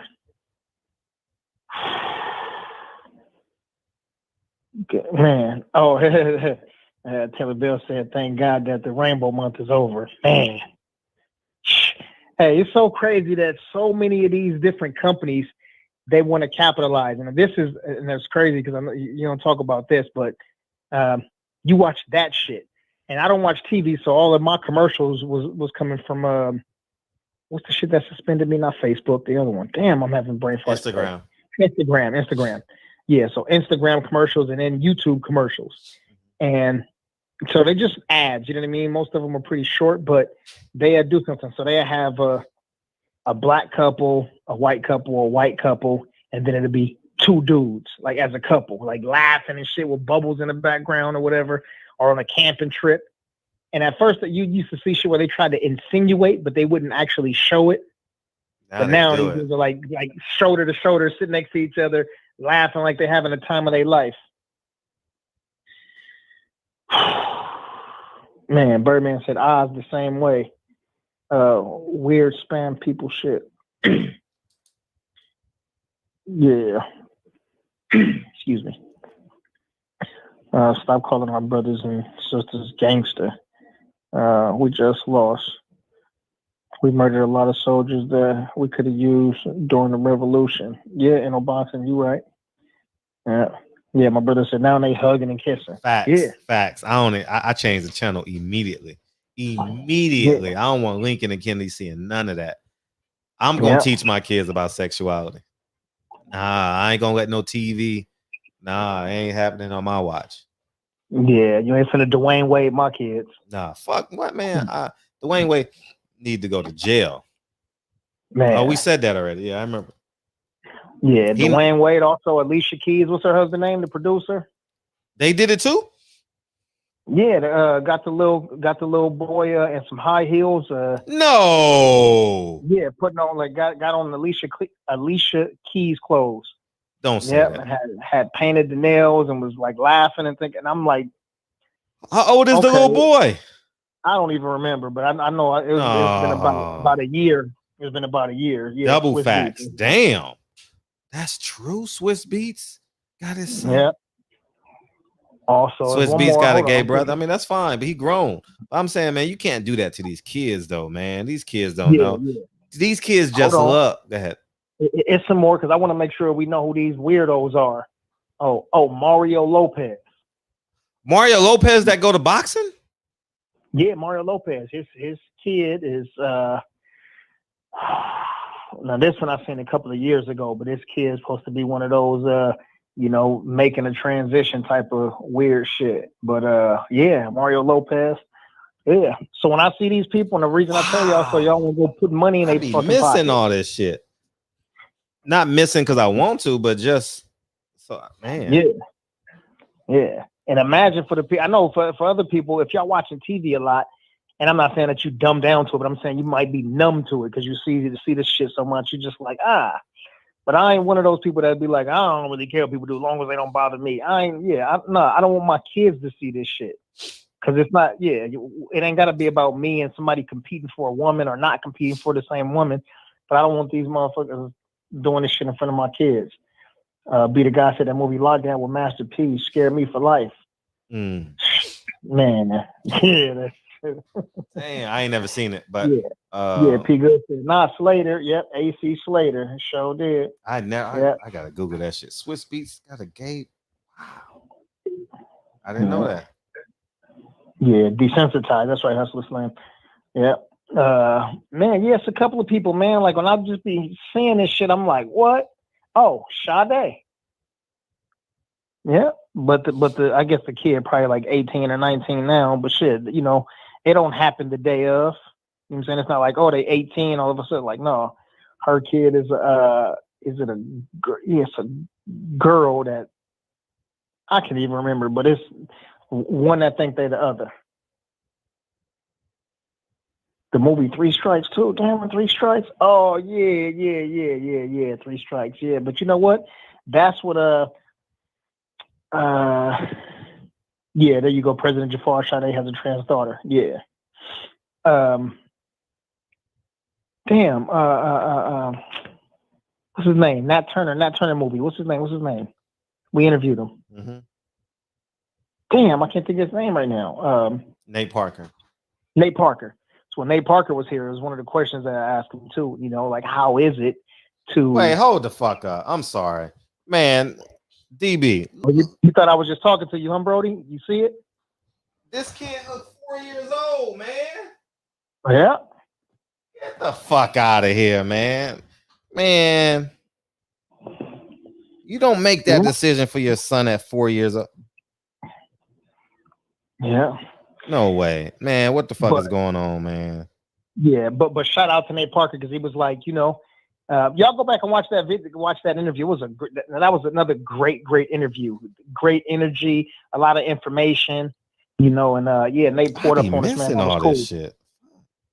It's not that important, but Nate was saying that he had talked to these, so-called investors and like, yeah, you want to invest, no problem. But at the end of the day, he said, shit, I'm still gonna do what I want to do. Because when these people are involved in our films, then they gon' attempt to be the puppeteer and to make us move how they want us to move and to do the things they want us to do. And we already know, we heard about the Hollywood stuff, these dudes in dresses and these dudes wearing makeup or just, having a weird, rainbow scene. Yeah, all of that type of shit. So yeah. Trav said Magic Son, R. Kelly's son. Yeah, these dudes. I didn't know R. Kelly's son was gay. I don't know none of that. I knew Magic's. That was weird for me to see Magic's son out there like that. But DOG 215 said, and to top it off, Dylan tried to get at Rampage. Huh? The fuck? I don't know, dog. Yeah. See, so when people start thinking that it don't affect them, you think Magic, R. Kelly, nope. Do you think these dudes wanted that? Like, these dudes are obviously men who love women. And then they made it public. They made it public that their 4-year-old son is gay. Why would you make that public? Why is that such a cool thing to do? Because they want to get in with what some people might call the elite. Now he's known as the gay kid. Mm-hmm. Man, come on, man. Why would you want to? Why would you? That kid looks no. I mean, I don't know what year this picture was taken, but God, that's sad. Wow, That is that's crazy. That's sad. DOG, yeah, I seen What? that shit. Yeah. I must be under a rock because I be missing all this shit. I think I be keeping up. Shit, I don't be keeping up with shit. Yeah. Now listen, again, I don't take every single person. Like I know somebody might paint their nails black and be like, "Oh, he painted his nails. He's a punk. He's a punk." I won't go out on a limb and say that every person that do something, you know, in terms of like their sort of fashion, whatever, they trying to get some attention or they trying to do something different. It's videos about it. Yeah. Yeah, I wasn't just talking to you. There you go. Maurice said clout. Yep, they want to get some clout. And when their own careers are not going the way that they want it to go, then but it's not the same Dillian White though. Huh? Is it Dillian White? Dillian White ranks best 5 heavyweights in the world. No. UFC legend Mike Bisping backs Dillian White targeting showdown. Oh no, it is. Damn.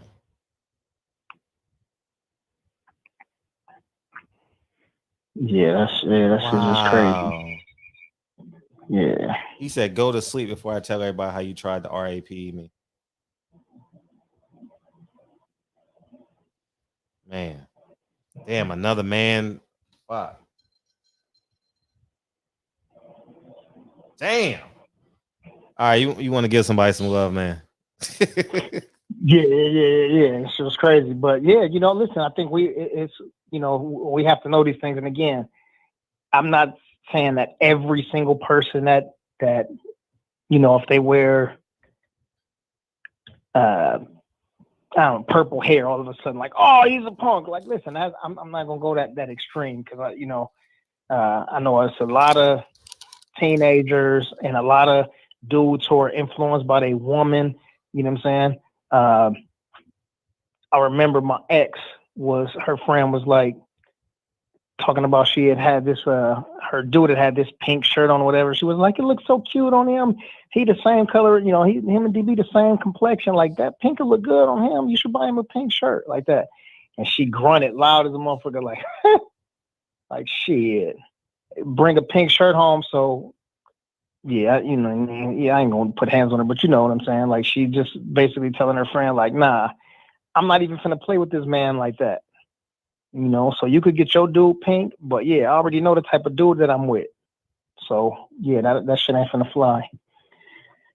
But yeah, so anyhow, man, yeah, let's get some love. So everybody, man, today is Friday in a barbershop. We won't be here tomorrow, but we will be out there on Saturday, man. We will be out there on Saturday.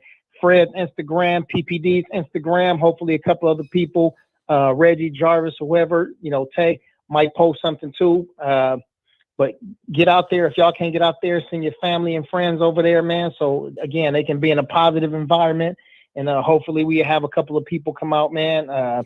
Who knows? Sanaa Lathan might be out there. We might have Freza Kendo. Who knows? Anybody could pull up, but it'll be a good time. They get a haircut. They get a backpack, some school supplies, maybe some other cool stuff. And yeah, if they got a business or something, you know me, have a certain amount of people out there so they can give out some business cards or whatever. But Reggie said, get out where? Huh? To the backpack giveaway. Backpack free haircuts. Oh yeah. Lincoln's 3rd annual backpack giveaway. Backpacks, school supply, haircuts, whatever. But we'll be in Inglewood over by not too far from the Magic Johnson TGI Fridays. Yeah, really, right down the street. Yeah. So shout out to Anna Israel. He said another great show. But yeah, anyway, we won't be here tomorrow. So you know, see y'all man, he won't get his post-fight Javier Fortuna show. You call in Sunday, man. Thanks for all you people that too. His husband realized though. Yeah, man. Yeah. Black girl. Win the spelling bee. Oh, no. What black girl won the spelling bee? Yeah, black girl won the spelling bee. Damn, no. See, that Instagram been shut down, so that kind of cool shit right there, I don't see. Man, can somebody send that to me? Somebody that got it. Reg, I should surprise Reg ain't posted that shit. Yeah. Oh yeah, damn. Ken Long just posted it too. He said, "Salute to the young queen who became the first black winner of the national spelling bee today." Man, shout out to her. Damn, can everybody post that? Brody, can you post it? Reg, can everybody post that shit? That's great for us, man. Anyhow, man, shout out to Robert Brown, man, from Louisiana. Oh, the girl from Louisiana. Shout out to her, man. Shout out to Be the God. He said, wicked. Picasso in the building. Oops, my brother. T. Jones. Okay, there you go. Kenlon Jones, man. Dave Jones, keeping up with the Joneses. Dave Jack, Eastside 313 in the building. Detroit, South Central Zone. Boxing Conversations with Reggie Owens. Back down in LA one more time. Money in the Ghetto. Salute to you. Kevin Atmetet's in the building. He said, enjoy y'all weekend. Wish I could have been there. Man, we're going to have another one for you, bro. We're going to see y'all, man. Deontay Wilder still got to get his get back against the Gypsy Queen. Narrow Spence going R.I.P. Retire in peace to Manny Pacquiao. So we'll be in Vegas soon. Shout out to Nardy Crash. DOGG215. My brother Anat Israel in the building. NO Boxing. Salute to you. Life Love in the building. Eli Zachary Talks Everything. Shout out to Sir Eli. J.A. Dixon in the building. Salute. President Jafar on deck. Birdman in the building. Anthony Nelson. He said, yo, Fred and DB, y'all been to Chicago? Several times, buddy. Several times. Yeah, Fred just came back from there actually several weeks ago, maybe 2 months ago or so, Fred. Yeah, probably 2 months. Yeah, just did an interview out there, but yeah, been out there several times. Chicago, cool, man. It's funny is the times I've been to Chicago, I didn't see no violence, and I used to go out there quarterly for the company that I worked for. Had meetings out there, but every quarter I've never seen nothing. But yeah, shout out to Chicago. That's a cold ass place. It gets really, really cold. But yeah, shout out to the Shy. Anthony Nelson, salute to you. So we got P Good in the building. Jeff Jack, salute to Jeff Jack. He said, I just saw a video saying that Crawford re-signed with Top Rank. Damn. Shout out to Jeff Jack and welcome to the show. Welcome to the show. Bang, bang. Shout out to the brother Yova, YV in the building. California, stand up. S. Riddle 45, as Fred say. S. Salute to you. B-Box, we gave you some love already, man.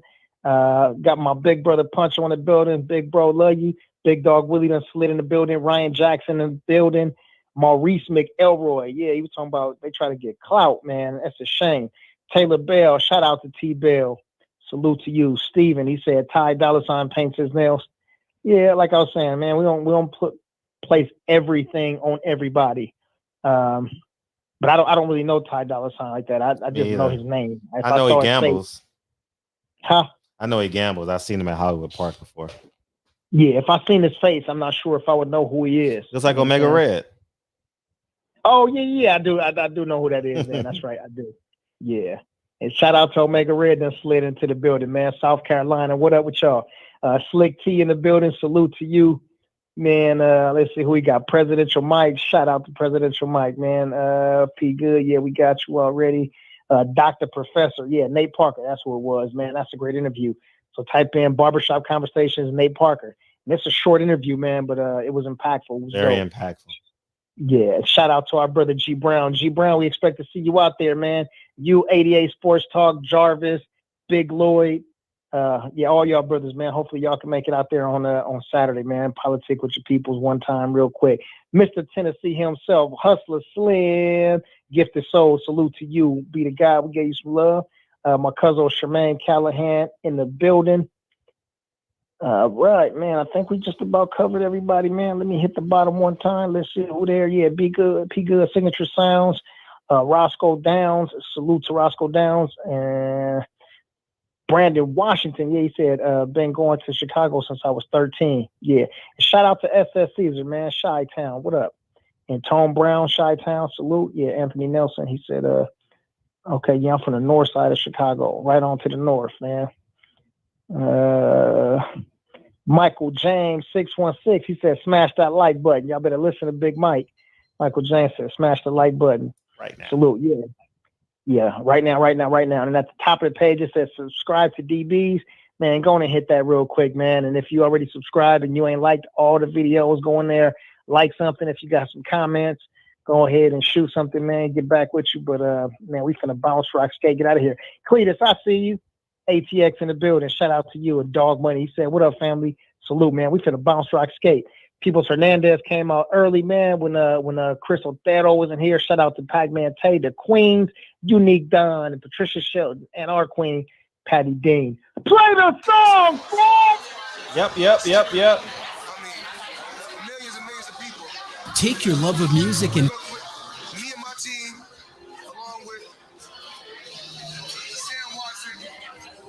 make sure y'all click DB's link at the top, man. Go subscribe to his channel, please. I'm not really sleepy. I'm just calm. I'm just real calm. I'm not sleepy. I'm about to. Nah, I'm real calm. And like also says, no, we got no reason. Sometimes you see, I know we couldn't make it. Even when I'm off feet, I still land on my feet, and nothing can shake me. Cause I know life. Are you watching the Conor McGregor fight? I'm watching this before you. Oh. Okay. Yeah, I don't know if I'm gonna watch it, but cool. The highlights would be good enough for me. Yeah, I hear you. Yeah, You know what they but say? Conor McGregor's Conor McGregor came ready. He threw away that hair. He coming back to the original. Hey, I tell you what, call Bob Sunday for it. He gonna give us the same story, man. We got COVID, man, and we couldn't do this, we couldn't do that. Yeah, y'all go watch my video too when that Bob interview a couple of weeks ago. Oh yeah, Bob go watch. said they both got vaccinated, so yeah, there's no way. Yeah, it's not facts. gonna be made. Facts. You're right. You're absolutely right. He did say that. He sure did. Now, it's the moment of truth. No backing down. I know Bob is vaccinated. He was proud that he couldn't wait to get vaccinated. It's a given. Yeah, geez. This my personal statement. Run the game like I'm aces. Learn and develop patience. Determined to be the greatest. Yeah.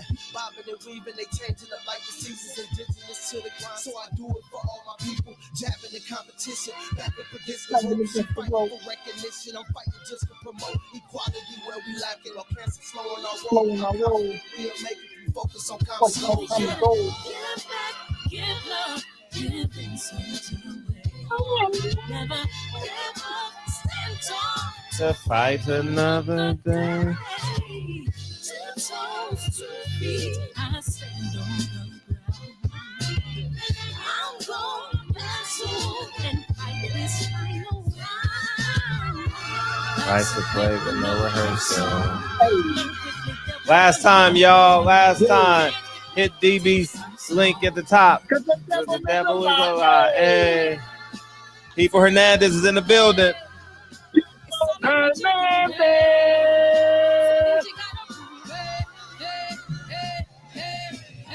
Shout out to our brother Peoples, man. Had your boy from NYC in the building, man. Came and rep for y'all today.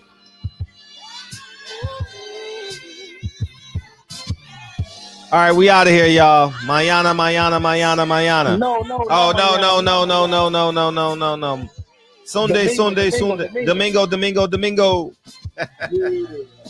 Love you, Brody. I love you too. Love y'all, man. I'll see y'all Saturday, man. 11 to 2.